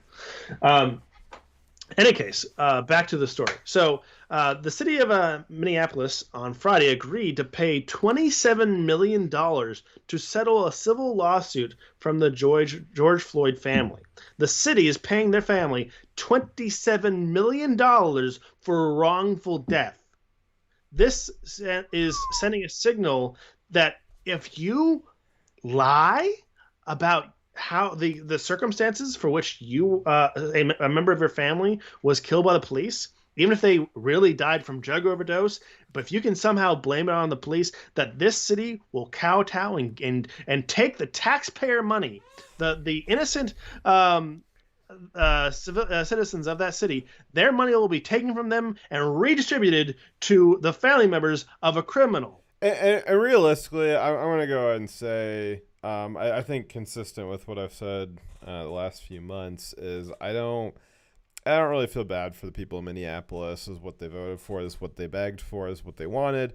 I really think that the importance of this as a news story is merely in a cautionary tale for wherever you live.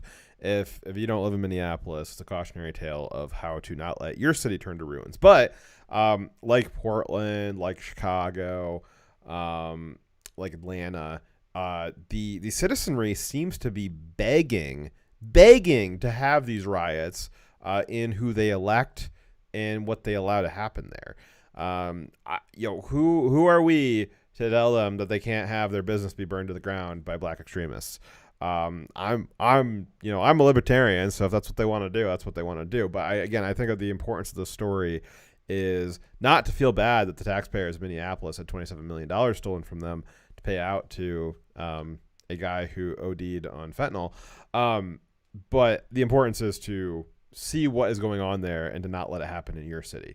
Although it does kind of put a wrinkle, the new COVID bill, because the new COVID bill is using federal funds from all of us to bail out these kinds of cities. So I guess it is a little bit in your court that it does matter what goes on in Minneapolis because they're using your tax dollars there now, which I think means that we should get to vote in Minneapolis and all these other cities too. Like I'd like to vote for the New York City mayor if I have to bail out their city.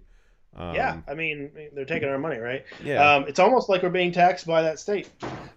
So if we're paying taxes, might as well have a voting. And by almost like, you mean it's literally like. Yes, that was the sarcasm. So I want to point out that this was the largest civil payout from this statement to anyone ever. This is basically saying that this was the worst case where the state was at most fault and caused the most damage to any one person in history so far. They're saying that there's never been a case of legitimate police abuse ever that exceeded this one, which, by the way, I would not say was the abuse by the state. So interesting precedent. Also, yep, but now that's the precedent, and it's also one of the largest in U.S. history, not just for the state. So that's really sending a message, isn't it? Yeah. So the city prosecutor in the Derek Chauvin case has added third-degree murder charges back onto the charges against Chauvin. Now, the funny thing about that is, last year when this first happened, the protesters were rioting and destroying businesses because they wanted third-degree murder taken off of the charges, because third-degree murder is requires there to be no intent, or allows for there to be no intent and not premeditated, right? So it was easier to prosecute someone for third degree than it is for someone for first degree. But they thought, but third degree also has lower sentencing requirements. So Chauvin could have more easily been charged with third degree, but he wouldn't have gotten the blood that the protesters wanted. They want him for murder one. Right?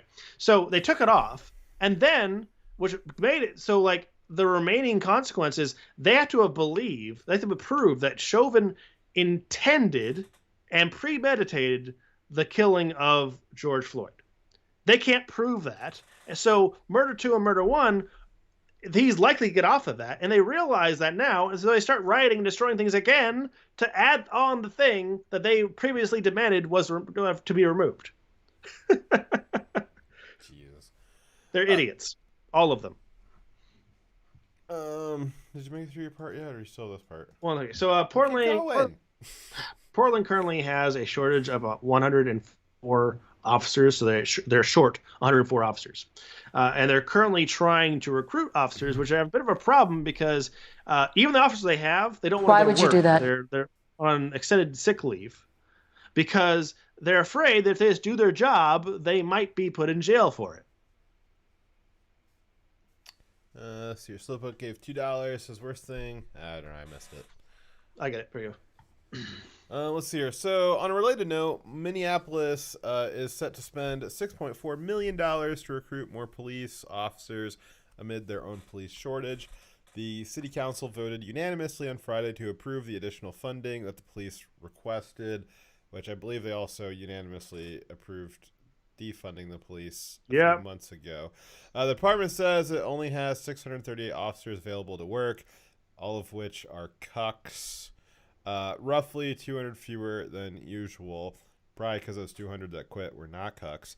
An unprecedented number of officers quit, or were Chads, or went on extended medical leave after George Floyd's death and the unrest that followed, which including the burning of the police precinct.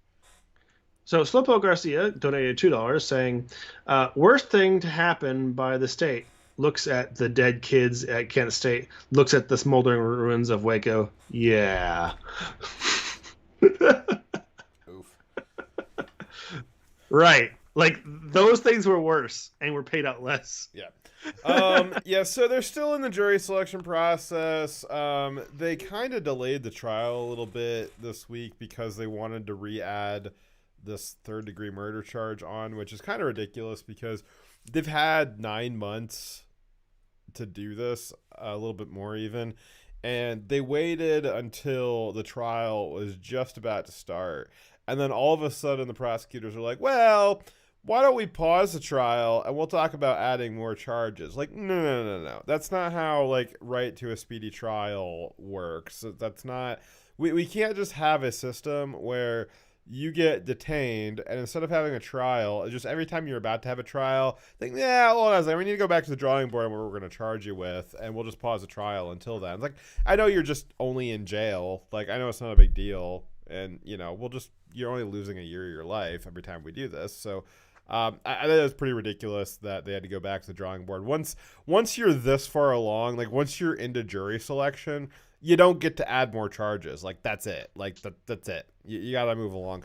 I don't know what the I'm not a lawyer, so I don't know what the what stages of court proceedings that happens at, but, like, I certainly think that by the time you're at jury selection, it's locked. Like, the charges are the charges. You can't add more charges after that. And if you want to add more charges, you need to have a second court case after the current one's over. You don't get to just in the middle of a court case decide, well, we're going to pause this whole thing and try again. And just whoever's being accused like this have to keep waiting. Like, that's ridiculous. But I'm sure there'll be lots of fun updates over the next few months, I guess into August, as there's an autonomous zone lasting until August. Well, that'll be...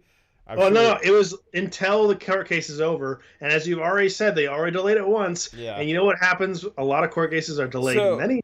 Yeah, so Chaz had what was it, 4 or 5 deaths in 2 weeks, and a bunch of rapes. Wow, and the Minneapolis one that had 1 murder after the first day, so this is shaping up to be a pretty bloody situation. I hope that I really do. I really hope that all the people that die, I hope that they enjoy what they asked for. That they bought this ticket and they voted for it and they love it.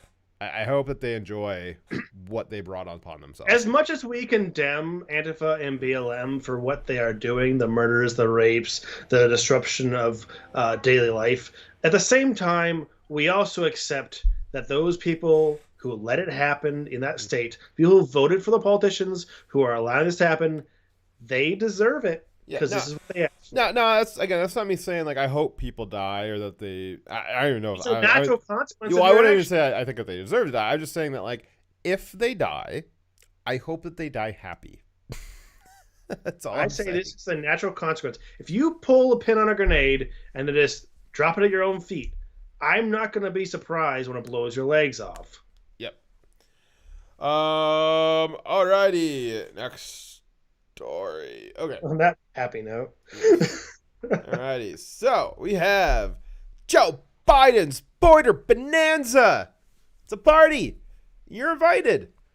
Unless you're a legal citizen, then you're not invited. All right, so if you hated the Orange Man border policy of record low border crossings and kids in cages, then you'll love the new Alzheimer's Man good border policy of record high border crossings and so many kids in cages that they had to start putting them into cargo containers.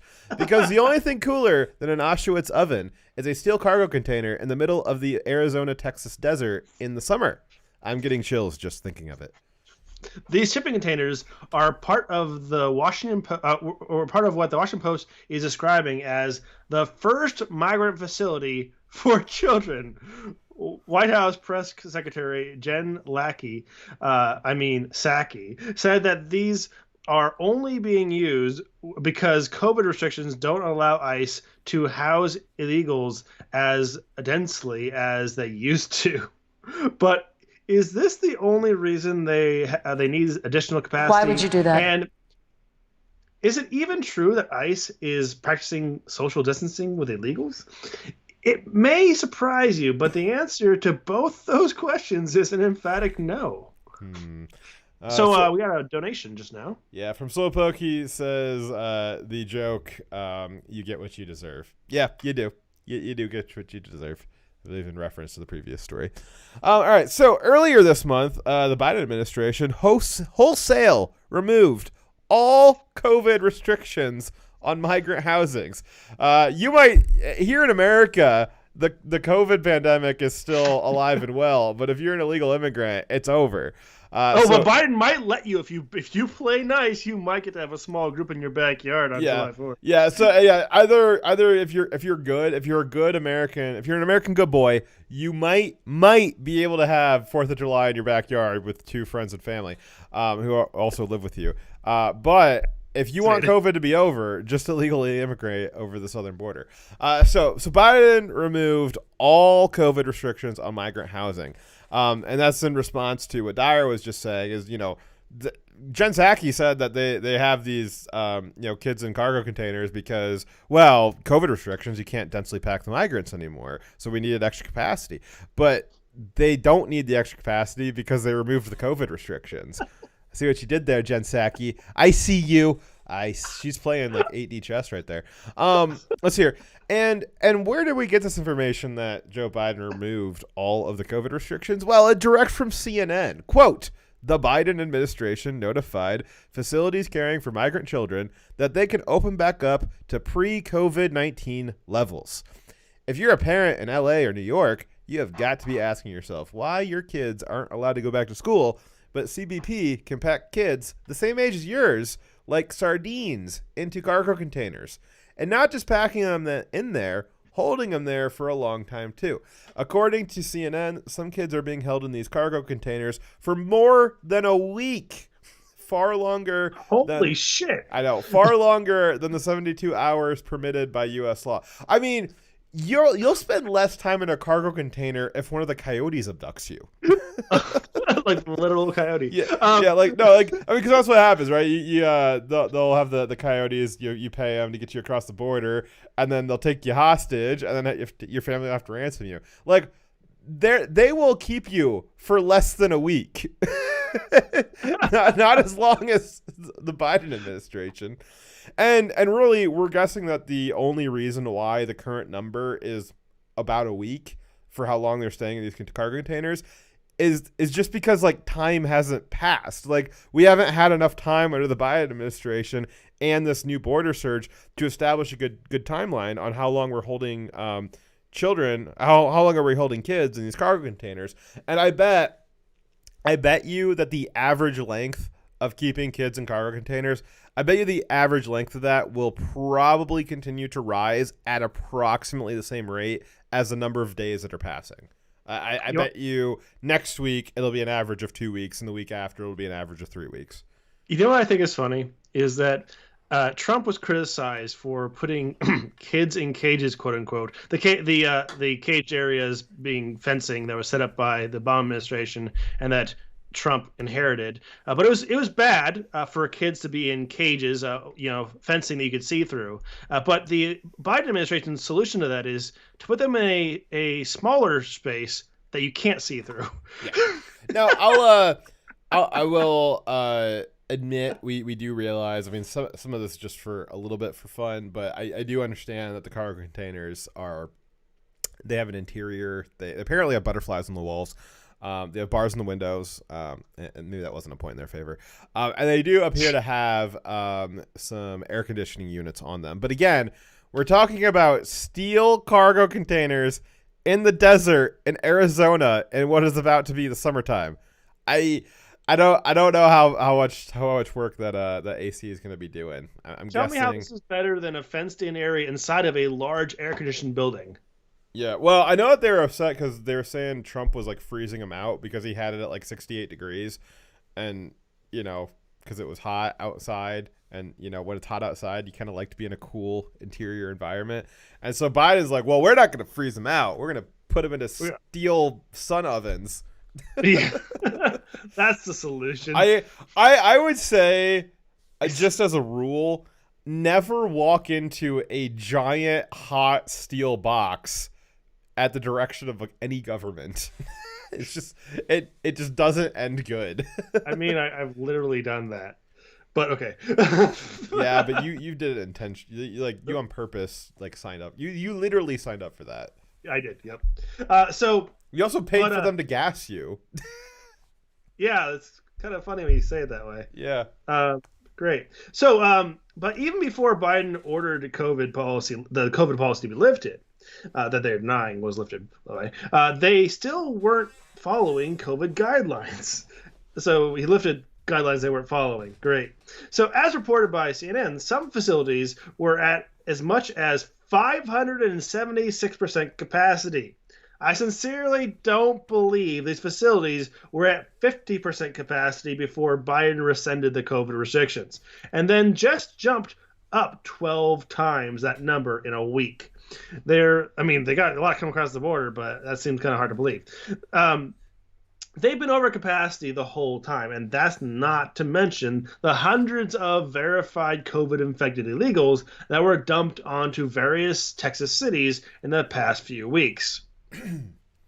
So, which actually funny side note, the fact check from Snopes on whether or not illegal immigrants with COVID were dumped onto Texas cities was mostly false, and the reason why it was mostly false, which means true. Yeah, the reason why it was mostly false, according to Snopes, was because the migrants were not tested before they were released. They were tested after they were released by the cities, and it was at that point they were found to have COVID. So what was true is that, yes, COVID-infected illegal immigrants were dumped into Texas cities. What's false is that, well, the Biden administration didn't know they were doing it. Because they weren't testing. Yes.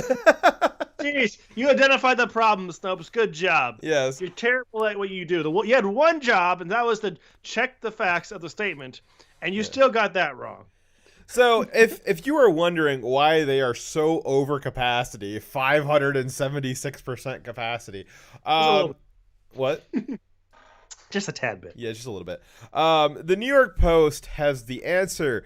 Quote, U.S.-Mexico border surge sees almost 30,000 unaccompanied kids cross the border in February. 30,000 in February is up from 5,871 in January, which is up from 876 in December.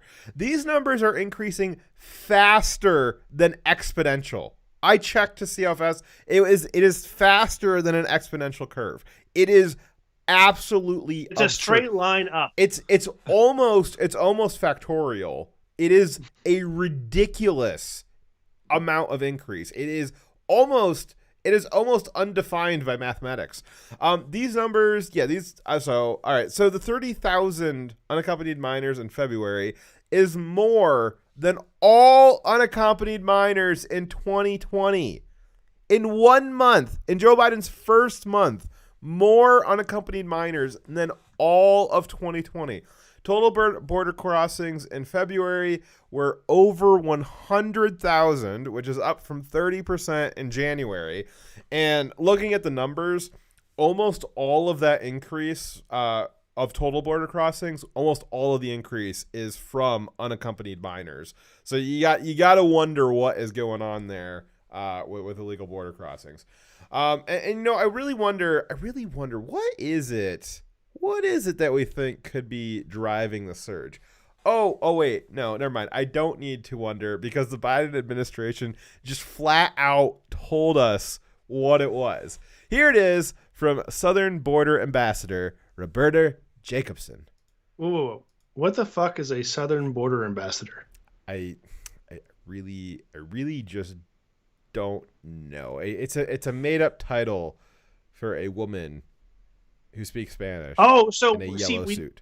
So Biden wants to employ more females, not because of what they will bring to the team, but just because they have a vagina.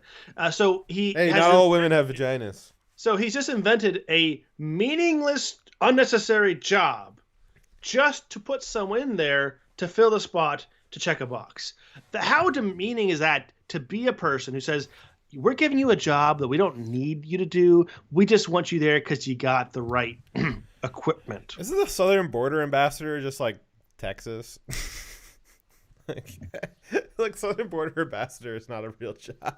All right, let's see what she has to say, because you don't have to wonder why the border is surging. They just flat out tell us. Our system and make sure that we are better at dealing with the hopes and the dreams of these migrants in their home country. Madam Ambassador, do you think it's a coincidence that as soon as Trump and his immigration policy were on the way out and Biden and his stated policy were on the way in, this historic surge at the border started? Well, first of all, one of the things I think is important is we've seen surges before. Surges tend to respond to hope. And there was a significant hope for a more humane policy after 4 years of pent-up demand. So I don't know whether I would call that a coincidence, but I certainly think that the idea that a more humane policy would be in place may have driven people to make that decision. But perhaps more importantly, it definitely drove smugglers to express disinformation, to spread disinformation about what was now possible. We know that. If the change in administrations brought hope, then from your perspective, is this surge good? I don't think that's what I just said. I think it's a reflection of how migrants feel at a particular time. I think what we are doing is making sure that we respond to that hope for people who need protection. We respond to that hope in a way that their cases can be adjudicated more quickly. But I don't think anybody would say that coming to the United States in an irregular fashion is a good thing. That's why I've tried repeatedly. All right, so she really just kind of dropped the ball there and just kind of said it out loud, is that, well, illegal border crossings are being driven by hope for more lenient consequences for doing an illegal action. And you know what? I believe her. I believe her because, hope for less consequences always leads to more crime. We can see this very clearly in a lot of other areas. We see this very clearly in the murder rates of all the cities that have defunded their police. Massive spikes in violence and destruction by Democrat shock troopers and Antifa and BLM, who know that they'll have their charges dropped for political reasons. They'll have lenient sentences. And we're seeing it at the border now, where they know that Joe Biden's going to not send them back. He's going to just release them into the interior of the country. And so this hope is driving, this hope for no consequences, no being held responsible for your actions or for your crimes. The hope that there won't be any consequences for criminal activity leads to more criminal activity. For God's sake, Fox, they came here wearing Biden campaign promotional clothing and stuff. Here's what happened. Whatever.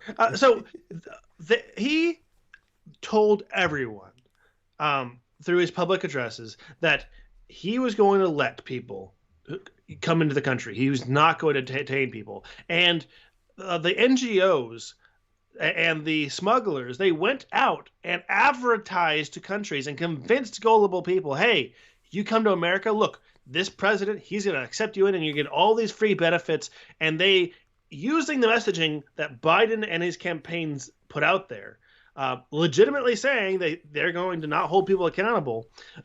And they were able to convince people with Biden's own words, with Kamala's own words, they were able to convince people to come up and cross the border. Yeah, I think it's pretty funny, these T-shirts. So you see one up on the screen here, the Biden let us in. There's been a lot of people trying to investigate how these illegal immigrants got these Biden T-shirts, and no one seems to be able to figure out where they got them at. But there was a couple thousand of them that had them this week that were all kind of like staging events at the border and all this stuff. I think this picture was particularly funny because you got this little girl with her illegal immigrant mother, who seems to have a very fancy purse with her, and her nails are all done up and stuff. Clearly struggling economically, but she got her little daughter holding up a sign that says "Biden, please let me in." And, you got that juxtaposed right next to the Washington Post article. First migrant facility for children opens up. Yes, we'll let you in. We'll put you right into the hot steel box right afterwards. Those look just like the boxes they made for temporary housing in a deployed location. And they're supposed to be like short term. But that's what they are. I mean, I would imagine that they're just pulling these off a military contractor line and just putting a different yes, paint on them. They look exactly like that. But I think that those buildings were supposed to be very temporary, and they just didn't build permanent ones. Well, they've been raiding. They've been raiding FEMA supplies for this stuff too. So like there was a few weeks before this, there was the not kids in cages, but kids in soft padded structures. It was soft-walled, semi-permanent structures, and they were the dome tents from FEMA, which is funny because they're the same dome tents that they used at the Fire Fest, if anybody's familiar with that, which is funny. But they've just, like, FEMA has these supplies stockpiled for a reason. And it's not just so border security can raid the stockpile and use it up on illegal immigrants. No, it's meant for, like, what the fuck happened in Texas a few weeks ago with the storm, with hurricane season coming up, with natural disasters that might happen anywhere in the United States. There's all kinds of stuff that we use those stock. Like, there's a reason why we have that stuff stockpiled. And it's not just so that Border Patrol can raid it whenever they feel like it, because the Biden administration is allowing an unprecedented surge. This does have consequences. Know what? Why they're having to use these temporary structures? Because Congress actually passed in the last budget the limiting of Border Patrol's number of beds. They actually shut down facilities that had room for immigrants and told them they weren't allowed to use them. Yeah, and the Biden administration is actually reopening some of those, which is funny. Yeah. So why shut them down in the first place? Just to, what's the point? What's the logic behind encouraging a massive influx of immigrants while at the same time cutting down your ability to support them? No, there's logic in it for them, because if you can't, if there's nowhere to put them, you just have to more quickly release them. Release them into Texas. Yeah. No, I mean not California, Texas. Yeah, it's classic cloud privilege strategy. They are trying to overwhelm the system, and in addition to overwhelming the system, they're trying to weaken the system at the same time so that the collapse happens faster. I saw a great video on the cloud privilege strategy recently. Yeah, some dork with a furry avatar was doing it. I can't remember. Damn those furries. Can't remember his name. Yeah. Okay, so kids in cargo containers and COVID super spreaders are not the only consequences of the Biden border policy. According to the International Business Times, quote, Mexico has expressed anxiety that his policies are encouraging illegal immigration. No fucking duh. And might soon face a humanitarian crisis as drug cartels and goods smugglers gangs are working hand in hand in trafficking vulnerable people across the Central America, displacing them from their families and luring them for a better life in the United States in a deal to smuggle drugs and illegal items across the border. So basically taking people and having them smuggle things for those gangs and cartels. Mexican President Andrés Manuel López Obrador revealed to Reuters that people now see Biden as an immigrant president who gives a free pass to anyone who shows up to the border. They see him, Joe Biden, as the immigrant president, and so many feel they're going to reach the United States. We need to work together to regulate and regulate the flow, because this business, drug cartels, can't be tackled from one day to the next. The Mexican president also added that Biden seems to incentivize immigration as apprehensions on Mexican border record new heights. As those apprehensions have gone up exponentially. One Mexican, or even more than that, one Mexican official revealed that that the day Joe Biden was sworn into office, organized crime gangs began using people in the guise of asylum seekers to smuggle drugs into the U.S. So, along with all of the problems that come with illegal immigration, all of these people could be mules for drugs, for illegal items. Also, some of them could be terrorists. Among those who have been apprehended at the border, some of them have been from the Middle East. Isn't this just a great stew the Democrats have cooked up here? We have they just gave out $1,400 to everybody, no matter who you were. Also, immigrants, illegal immigrants, by the way, and people in prison. And then at the same time that they just gave you a whole bunch of cash money, they're also flooding as quickly as they can as many drugs into the United States as possible, and at the same time trying to cripple the job market. Man, oh man! People thought the overdose deaths were pretty horrific the last few years. It's gonna be a bad summer. It is gonna be a bad summer. And throw in the fact that our currency has been devalued by the mass printing of currency. Our economy is in for a huge dive. Oh yeah. I mean, the stock market will benefit from it, right? But our economy is gonna have a dive. Well, the stock market's going to benefit from it only because that's where the money has to pool at. The money has to go somewhere. When you print that much money, it's got to go somewhere, and the stock market is usually where it ends up at. And it just because more, the shares will have a higher dollar value because that's where the money is pooling. It doesn't reflect that the dollar actually is worth less than it was before. Yeah. Okay. I was actually at the store today, and I was buying eggs, and I distinctly remember eggs a year ago used to be like 89 cents for like the store brand for a dozen, and now they're like $3. Which is like really substantial. That's like, and like not just like $3, it was like $3.60. Like 89 cents to $3.60 is like, that's a lot of fucking jump for eggs.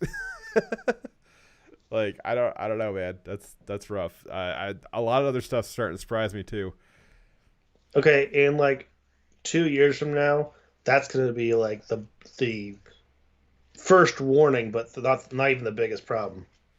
Yep. Then there's going to be so much more knock-on effects to this. Everything's going to become more expensive. It just takes a while to happen. Well, let's print more money.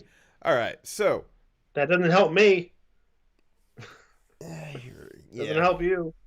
We all need some pretty big raises.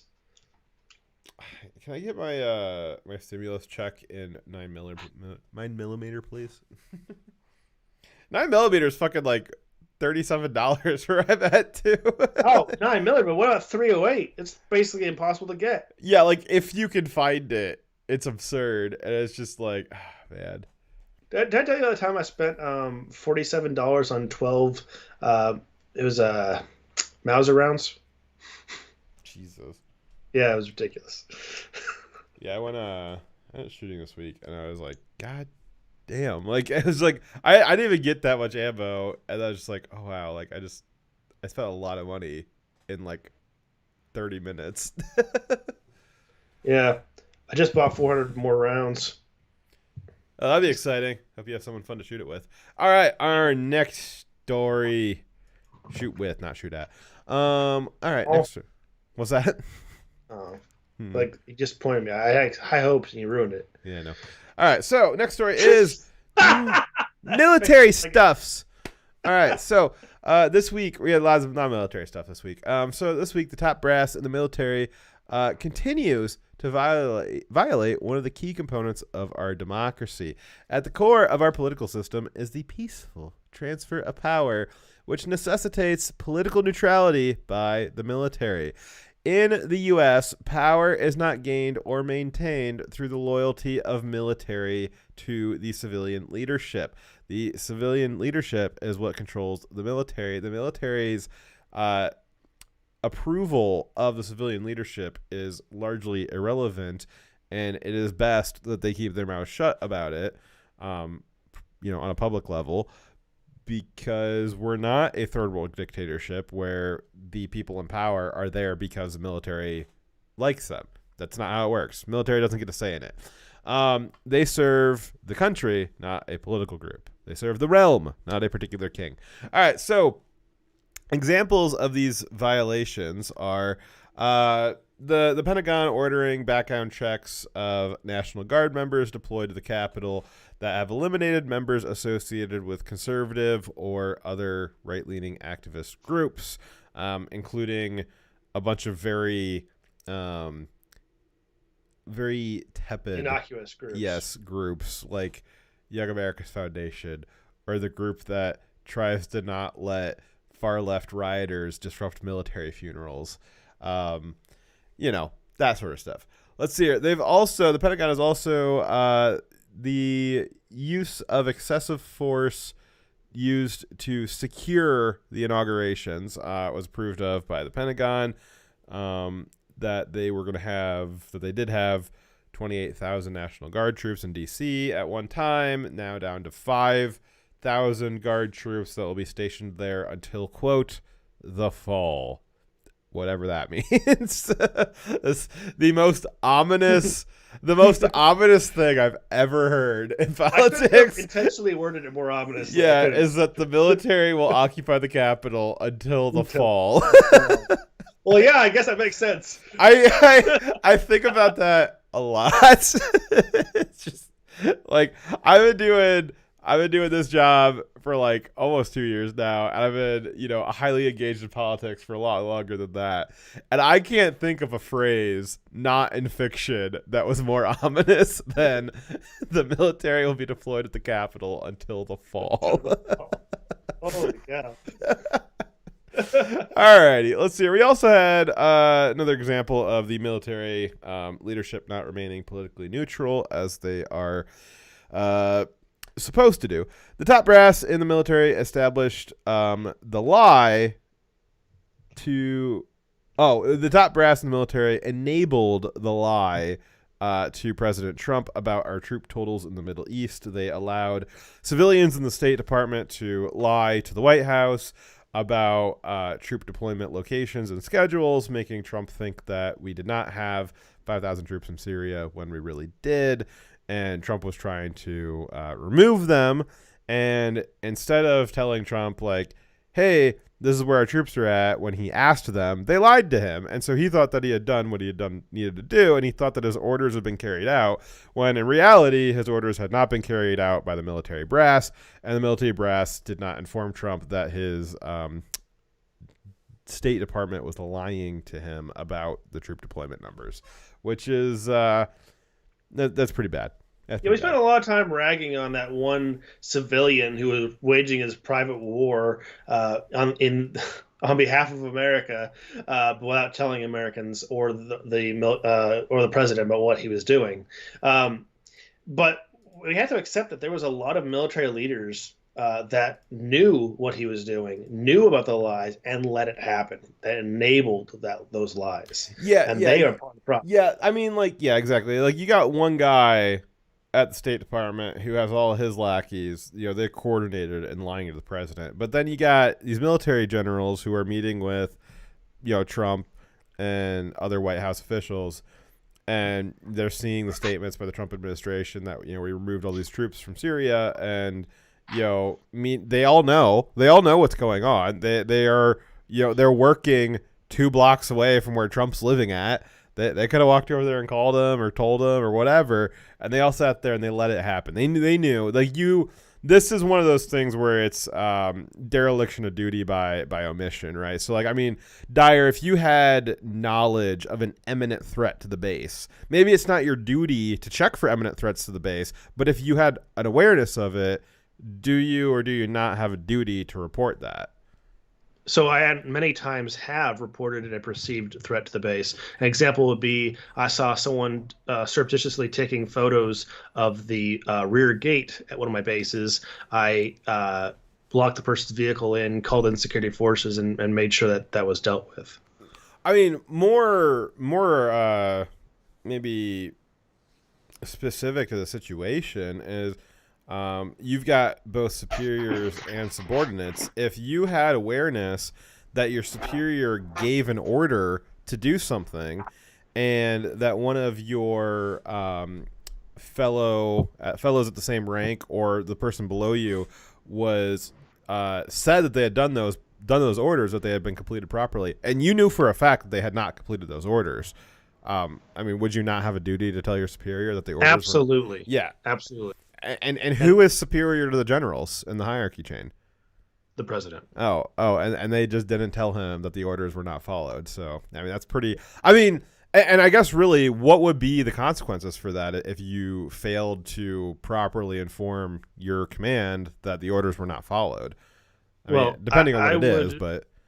I would definitely be worthy of being court-martialed or removed from my rank and position because I had not performed my duties as I am being paid for. To which I took an oath to. Yeah, they were definitely that's what happened when Trump found out. He was extremely angry, and he did fire a bunch of top brass, but they were still Obama loyalists that he hadn't removed and replaced. He should have done more than fire, and they should have been. I don't care if it wasn't enough time to actually go through it properly. He should have started the process of like, I don't know what you would do for a civilian that was engaging in that sort of act, but like whatever the punishment for a military coup is, seizing control of the military, whatever that was, if that is to be treated under the Patriot Act, whatever it was, Trump should have thrown every fucking book we have at him to make a point that as a civilian, you don't get to just make a decision that you're going to go to war with Syria and just command 5,000 troops to their deaths. Right. Yeah, and the Democrats kept saying that they were outraged that Trump was going out and doing things on behalf of the country without using the bureaucracy as a go-between, right? Not using his ambassadors to be his mouthpieces because they were actively working against him and not pushing for his policies. They were not loyal to what he was asking for, and he was going around them. They were using the ingrained deep state, the bureaucracy, to curtail his ability to do things and his power. And this is just another example of it. Yep. All right, so this week the top brass in the military openly declared war on a journalist. Fox Tucker Carlson, they went to war with him for criticizing the Biden administration's military policy. Do you remember back when Trump was criticized for criticizing the media? They said him criticizing the media for lying was a threat to our democracy. But now we have the Obama administration's military representatives, the top brass, going to war with a journalist. Is that not a threat to democracy? Well, as I'm sure we'll hear it in this clip, perhaps. I don't know if it was in this part, but as Tucker put it, he's actually not very threatened by the Pentagon going to war with him if they treat him anything like how they treated the Taliban. He has at least 18 plus years left before they get him. That's not this clip, but that's hilarious, yes. Everything. In March of last year, the leadership of the United States...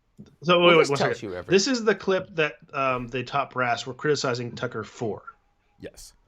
So Tucker aired this segment. This was after after International Women's Day. Joe Biden had some funny comments. Tucker was commenting on those comments, as he does. He's a commentary show.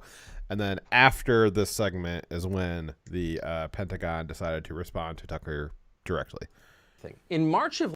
Well, this tells you everything. In March of last year, the leadership of the United States and of China both declared national emergencies. In the U.S., Tony Fauci warned Congress that reopening American businesses could cause, quote, coronavirus outbreaks the government may not be able to control. Going outside, Tony Fauci said, was just too risky. Meanwhile, in China, where the coronavirus originated, a top advisor to the Chinese government declared that the country was experiencing a very different kind of threat, a more profound threat. The problem, he said, was a national masculinity crisis. Chinese boys, quote, have been spoiled by housewives and female teachers, and they were becoming, as a result, quote, delicate, timid, and effeminate. In essence, they were becoming people who might listen to someone like Tony Fauci. Left unchecked, said the Chinese government advisor, the feminization of Chinese boys would, quote, inevitably endanger the survival and development of the Chinese nation. In January, China's government acted on this recommendation. Whoa. The Education Ministry of China released a notice entitled Proposal to Prevent the Feminization of Male Adolescents. The goal was to, quote, cultivate students' masculinity. Have you seen this on other channels, by the way? Kind of interesting, isn't it? China won't explain the reasoning behind this plan, but there are some clues. Last year, we learned that China has quickly developed the world's largest naval force. In 2015, China had 255 battle force ships. Now they have more than 360. And many of those ships are more capable than anything in the American naval fleet. So how are we responding to this? Well, at the White House yesterday, Joe Biden addressed it effectively. What's the American military's response? Here's what Joe Biden said. Some of it's relatively straightforward work, where we're making good progress designing body armor that fits women properly, tailoring combat uniforms for women, creating maternity flight suits, updating requirements for their hairstyles. And some of it is going to take an intensity of purpose and mission to really change the culture and habits that cause women to leave the military. So we've got new hairstyles and maternity flight suits. Pregnant women are going to fight our wars. It's a mockery of the U.S. military. While China's military becomes more masculine as it's assembled the world's largest navy, our military needs to become, as Joe Biden says, more feminine, whatever feminine means anymore, since men and women no longer exist.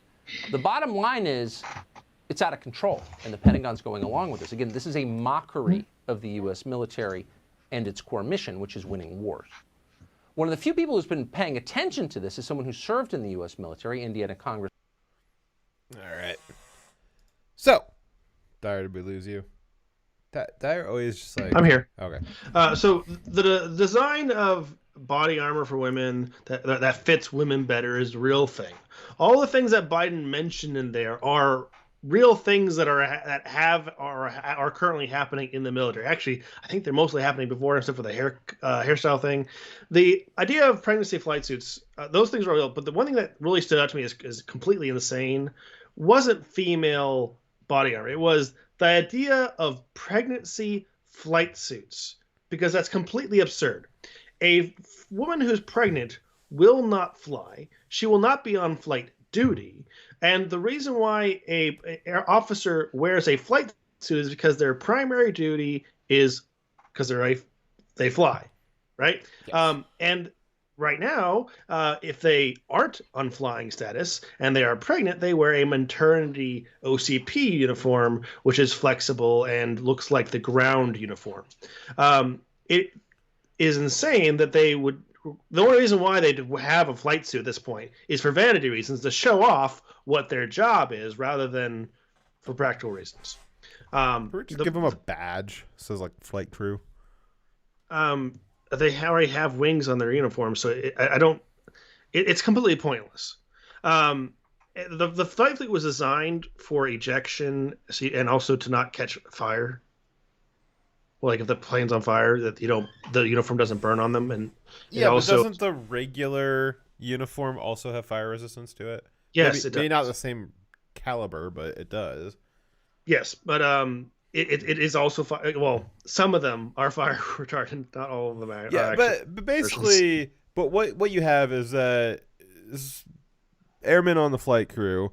When they're on the plane, they're obviously wearing their flight suit. But when they're not flying every single day. When they're, working on base or working at the office or whatever, they no. If they are primary duty is flying and they're in the office, they still wear their flight suit. Sorry. Well, no, that's what I'm explaining. They have the option to wear either though, right? But they will typically just wear their flight suit because that's more comfortable and they like to show it off. But it's status symbol, right? It's that you're part of the flight crew. Yes. That's what you're wearing. But you could, in theory, if you're not flying that day, they could very easily just wear their other uniform and it'd be fine. It'd be considered still regulation. Correct? Yes. Okay. So, like you said though, like the only reason a woman who is pregnant, which I know I'm bigoted for saying that, a pregnant person, they will never fly a mission on a military plane, right? Right. Okay, ever.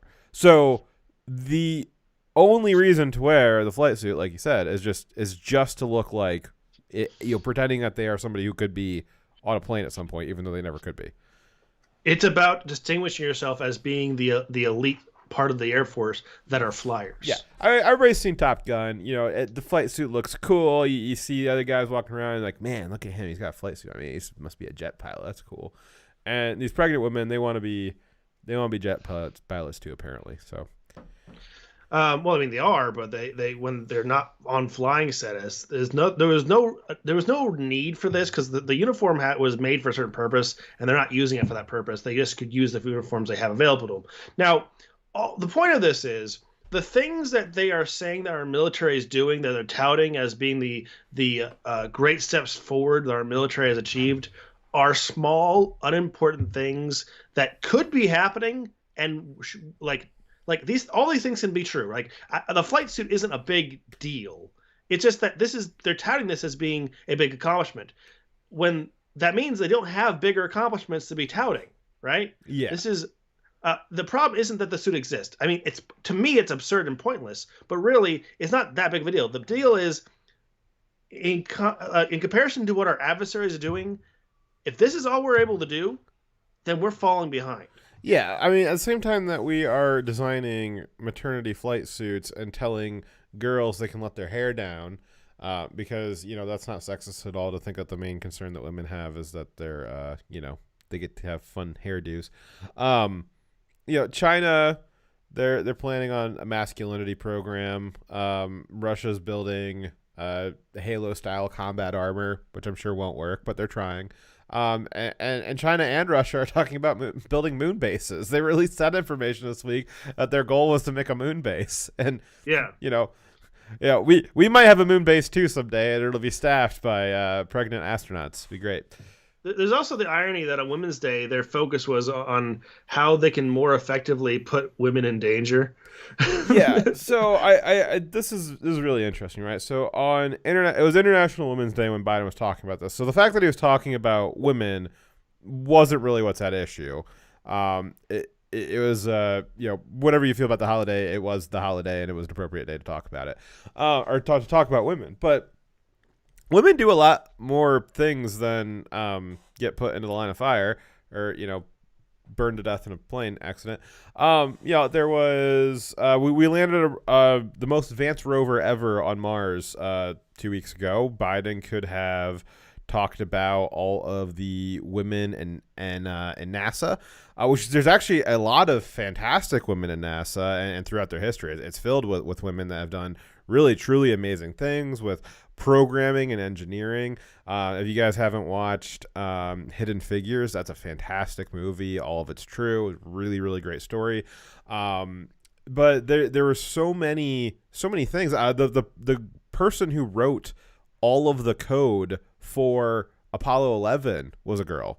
There's all sorts of crazy things that the female scientists have done. We just released a bunch of vaccines from 3 different companies that have a whole bunch of labs and researchers. I'm sure some of them are women.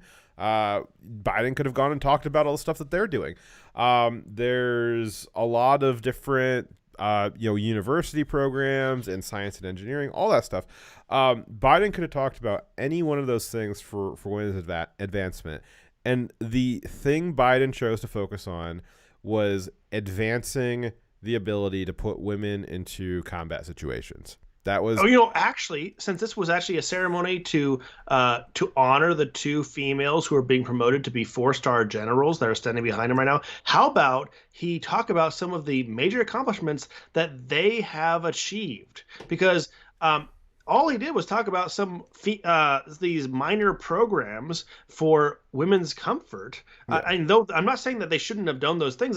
I'm sure that in their careers they've done more impressive, amazing things that would be more worthy of honoring, rather than just talking about relatively small things that are going on in the force. Yeah, right. yeah. Again, I think that's an important point to keep iterating. Is that we're not gonna sit here and be like, oh, they shouldn't do this. This is dumbest thing ever. I mean, it is kind of a dumb thing, but like, Well, I'm in support of two of the things. Like, I'm in support of armor that fits the person. Just in general, that's cool. I actually supported the hair being down thing because the reason why they already have to take their hair down to put their helmet on or to put a gas mask on. That already has to happen. So why was the hair required to be in a bun in the first place? I actually support that. I just don't think it's worth mentioning when you're talking about major accomplishments. Exactly. It's not that these aren't okay. It's just that of all the possible things that Biden could have talked about, in the context of the military even, or in the context of women, this is what he chose to focus on for International Women's Day. And it was very telling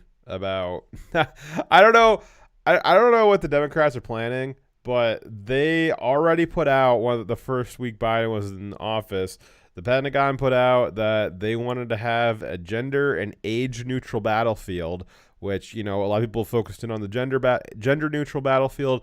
I focused in on the age neutral battlefield, talking about child soldiers, stuff like that. That was very concerning to me. And now the Democrats and Biden, they're trying to make it easier for pregnant women to get into combat situations. I don't know what the Democrats are planning, but they're planning something. Yeah. they need as many kids and baby mamas and fetuses on the battlefield as possible. I don't know what they're planning, but they're definitely planning something.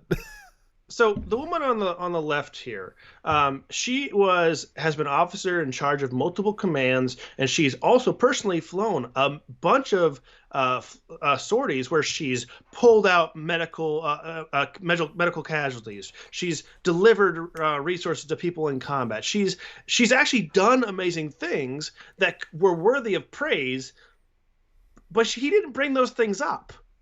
And I'm sure the woman on the right, also an aviator, probably has flown a lot of important missions, done a lot of amazing things, and we don't know because what he thought was important was hair and flexible body armor.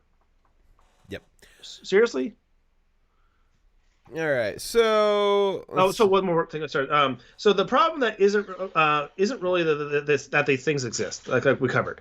It's that we are touting these as signs of progress, and it shows the focus of our military is when it shows what we think is important. In contrast, our adversaries are focusing on becoming a more lethal force. We're focusing on haircuts and it's comfort. Like, to sum everything up, they are focusing on making it more comfortable to be in the military.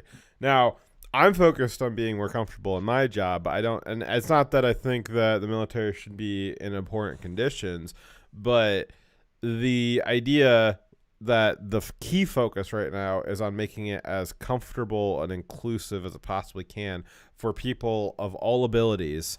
The focus is making it comfortable. And China right now, China and Russia, they're focused on making it more lethal. Comfort be damned. Right. China right now, they're focusing on masculinity, which has literally been called a toxic word here in America. It's something to be avoided. I believe one of those BLM documents that was going around the Army last year, I believe that traditional masculinity was one of the signs of white supremacy. Which is insane. Military requires masculinity. Yes. Well, apparently not anymore. The government Chinese government stated that boys being coddled was leading to feminization of boys, which was a national crisis. And, I think that's probably happening here too. I agree. A lot of men cannot serve in the military because they're too feminized. And I've come across people who actually got through basic training and they can't deal with conflict or stress. Yeah. And we don't need you. Well, and the feminization is maybe less. It's an issue in America, but I think the bigger issue is just the flabbyization of just unfit people. That is, the Western society is just too comfortable.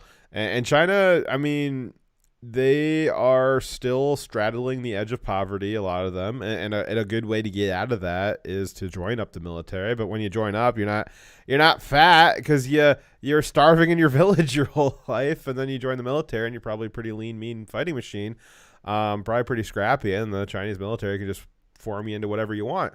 We had a vicious military for World War I and World War II when I had a bunch of farm kids out there who, they worked for a living their whole life with their hands, and they went out there and stomped on Nazis. And then, nowadays, most of your kids, you still got a lot of farmhand kids out there who join the military, but, majority of the population isn't doing that anymore. Majority of your population is not living that hard life. And that's not to say that can't produce a fit masculine man. It's just not as likely as a poor, more agrarian culture. It's way less likely when you demonize those traits and teach people not to do those things in schools. Yeah, and I'm not saying that, America just needs to figure out a way to impoverish itself and revert to agrarianism. I'm just saying it's it is a trend, and it is a problem that we need to find a way to both maintain and improve technological standards and comfort levels and standards of living for civilians, but at the same time still have a culture that is able to produce masculine, military-ready men, and women if you so choose, but a culture that's able to produce those at rates comparable to a society with a lower standard of living. As at the current technological trajectory is going to make the standing of living just continue to go up and up and up. And if we don't have a culture that is going to be able to maintain the rate of producing masculine men for really anything. I mean, you need that for just leadership in general. We are headed into some troubling times right now because we've not been able to keep up with that production. There just seems to be a mismatch, and I don't know what the solution to that is, but it certainly seems to be a problem. Let's see. Yep. Also, as I said earlier, China and Russia are going to build. They released a statement that they are planning on building orbital platforms in orbit and on the moon. Because orbital platforms wouldn't be on the moon; they would be in orbit. Right. So Iran is also literally making nukes. Biden said that wasn't going to happen. Yeah, well, we're focusing on these less important issues. They're focusing on making weapons of mass destruction. Also, Russia is building or attempting to build freaking power armor. That's their focus, to make their troops more lethal. China now has built the largest modern navy and has some ships that are more advanced than our own. Well, if they could just stop them from crashing into each other over and over again, I mean, it's not really hard to beat our Navy right now. Yeah, they're beating themselves. So while we are focusing on flight suits, hairstyles, and targeting political rivals of our adversaries, they are building more planes, more boats, more bombs, and tech to surpass us. And if we don't focus on becoming more lethal, they will surpass us. Yep. All right. So it's the Pentagon, in response to Tucker's segment pointing out Biden's ridiculousness, the Pentagon decided that it was appropriate to make statements directly at Tucker the day after. Pentagon's press secretary John F. Kirby on Thursday publicly rebuked Tucker. Pentagon press secretary Kirby said, quote, "What we absolutely won't do is take personal advice from talk show hosts or Chinese military." He also said, "The diversity of our military is one of our greatest strengths." I mean, if China's got some advice on how to be more lethal, maybe you should take it. So Tucker did not mention diversity at all. You saw the clip. We played it in its entirety, so you could say we didn't cut. So we didn't cut it out. He did not mention diversity as a concept at all. However, we will say what Tucker didn't. Diversity is not our strength. In fact, the whole point of the military is conforming to a military structure so that you actually are working as part of a cohesive unit that complete the mission. Like if you have there's types of diversity that are good, but diversity as a concept, like diversity for the sake of diversity, is not a strength. Now, if you have diversity of thought different ways of viewing a problem, but you are within a framework of we are following the core tenets of the military, and we're following sound military doctrine, and we're following good order and discipline. See, there's a framework, and those things are not open to diversity. See, if you are not able to follow the rank, system, if you can't follow authority, if you have a problem with the basic tenets of the military, like you're a pacifist, then your diversity is a barrier. If you believe that anyone who is not your skin color is bad, if you believe that white people are racist because they were born that way, your diversity is a barrier to the mission.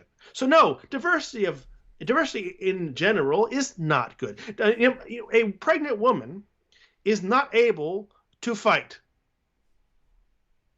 I'm sorry, she cannot be an effective soldier on the battlefield who's like 9 months pregnant, carrying a baby, and also can't carry her battle rattle and carry a injured troop along with her. That particular bit of diversity is not an advantage, right? We accept the limitation that person is removed from military service, essentially. They don't have the same deployable capacity for a period of time, but we expect them to return to that deployable capacity later on.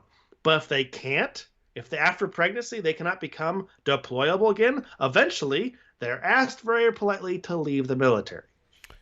If you need a character witness at your court-martial hearing for being a white supremacist after that speech, please let me know.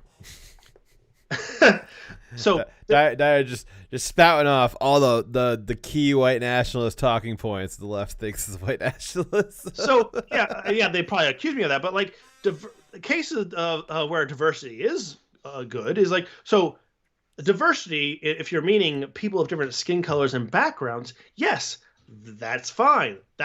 But they're saying diversity for the sake of diversity. No, there is limits to what is good diversity and what's not. Obviously, your skin color doesn't matter. You can be a part of the military no matter what your background is. But if you can't pass a PT test, that diversity isn't a good thing, is it?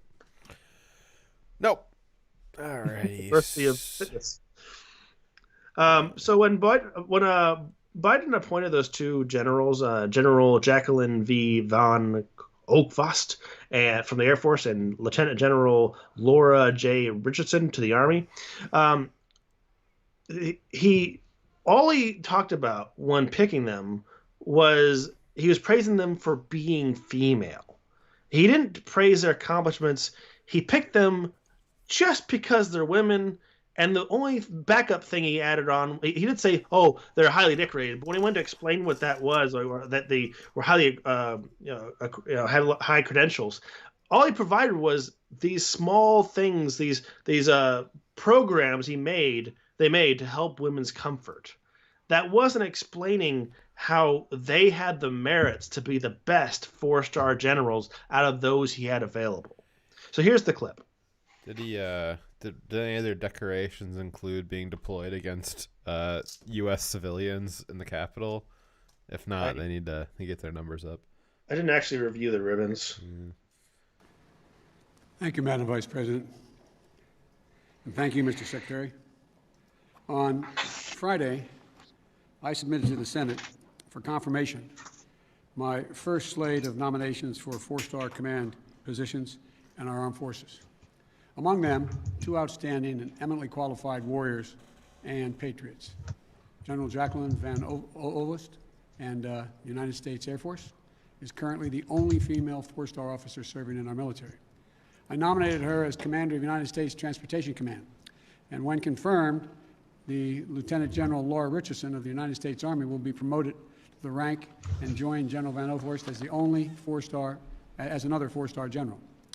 I nominated her as Commander of the United States Southern Command. And when confirmed, they will become the 2nd and 3rd women in the history of the United States Armed Forces to lead combatant commands. Each of these women have led careers demonstrating incomparable skill, integrity, and duty to country. And at every step, they've also helped push open the doors of opportunity to women in our military, blazing the trail a little wider, a little brighter, for all proud women following in their path and looking to their example. And I wanted to shine the light on these accomplishments for those women today because General Van Ovost is reiterated in an interview this last week, and I'm the second person to say this, it's hard to be what you can't see. What's that? I think we're at the time, 2:40. Yeah, you did. I see it. It's more like 1:58. Okay. It's hard to be what you can't see. Oh, sorry. Maybe I went 1:40. Sorry, we're good. We're good. Okay. Um, what's sad is I'm sure that they are well qualified. I'm sure they are. But and this is the problem. They when you do stuff like affirmative action, right? There's all this discussion about we'll keep it in an academic context. But affirmative action in academic context is you get this a lot where black students will say that they aren't sure or they feel like that because of affirmative action that people perceive them as not belonging there. They feel like their accomplishments weren't as well received as their white peers because they got a leg up with affirmative action.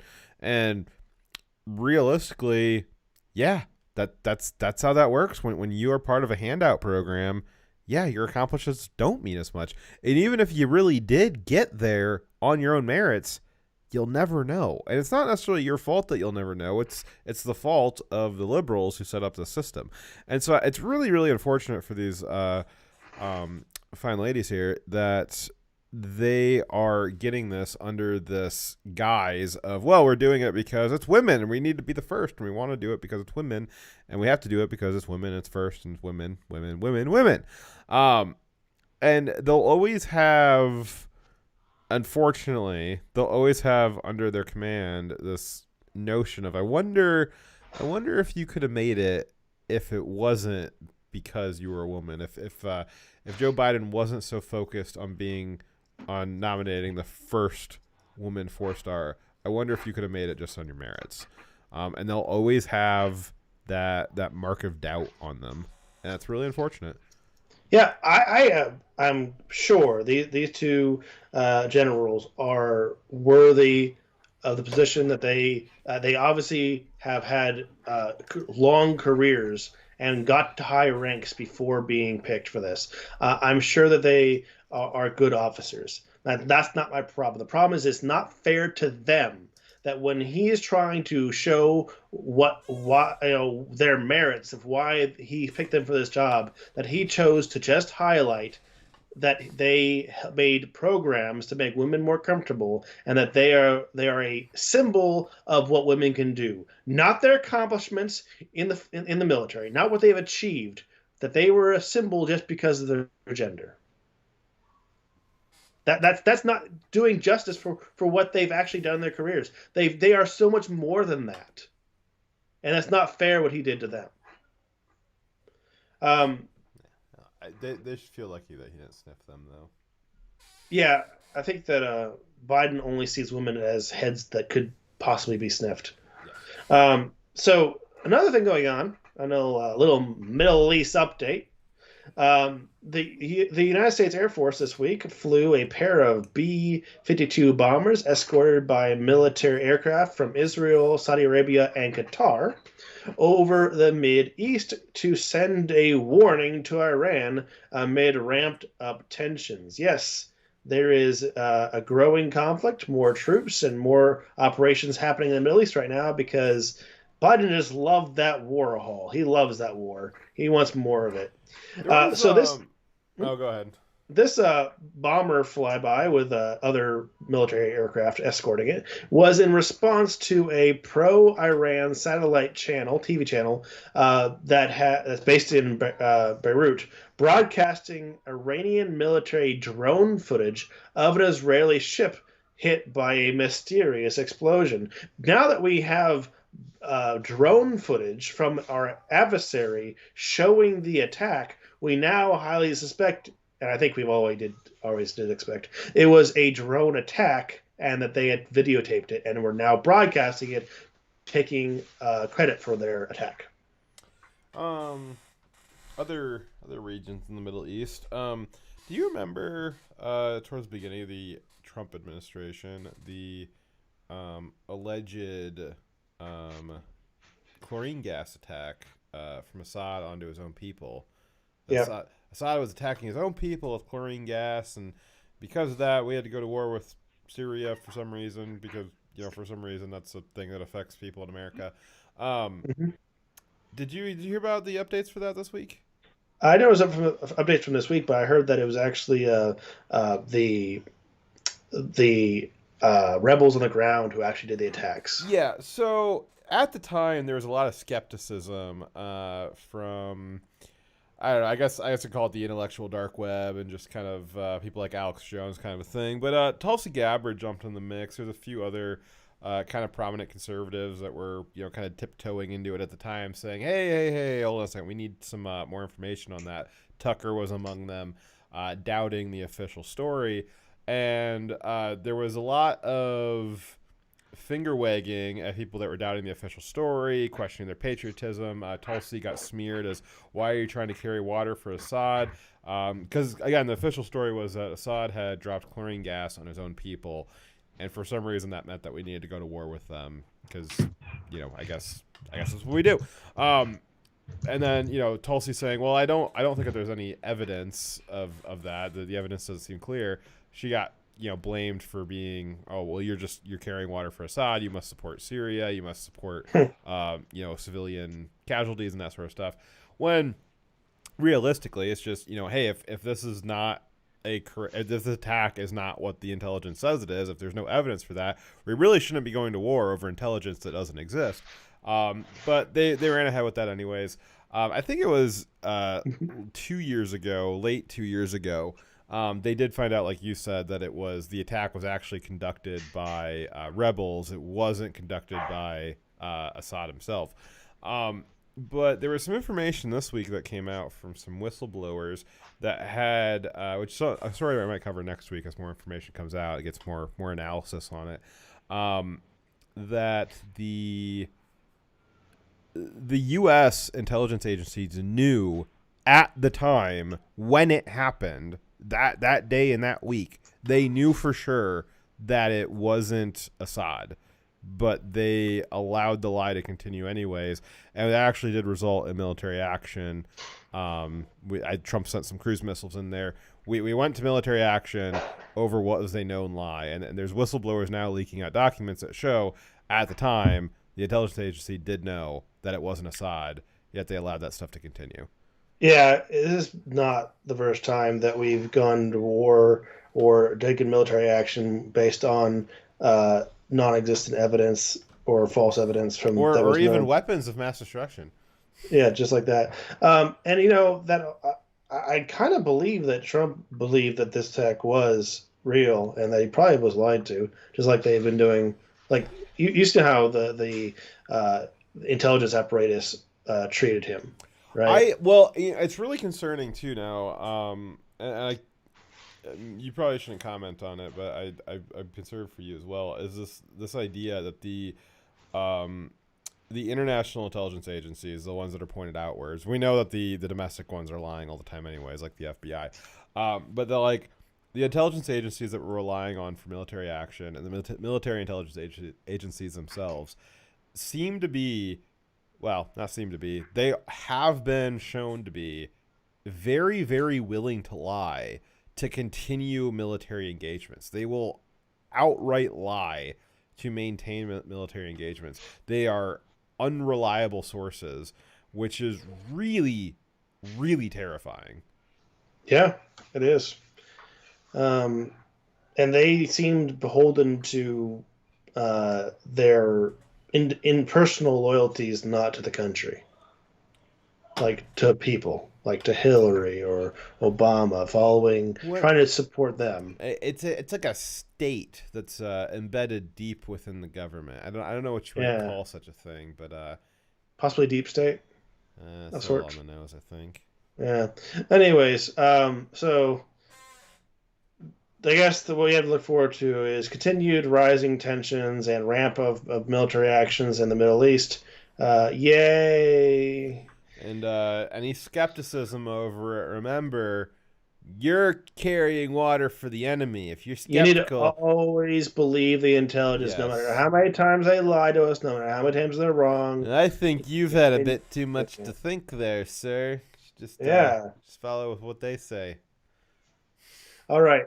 Well, guys, we actually do have one more story, but I've run out of time. No, there's literally nothing about the story to talk about. I'll just read off the 2 sentences. So our Cuomo update is that there's 7 girls that have stepped forward so far to allege that Cuomo touched them.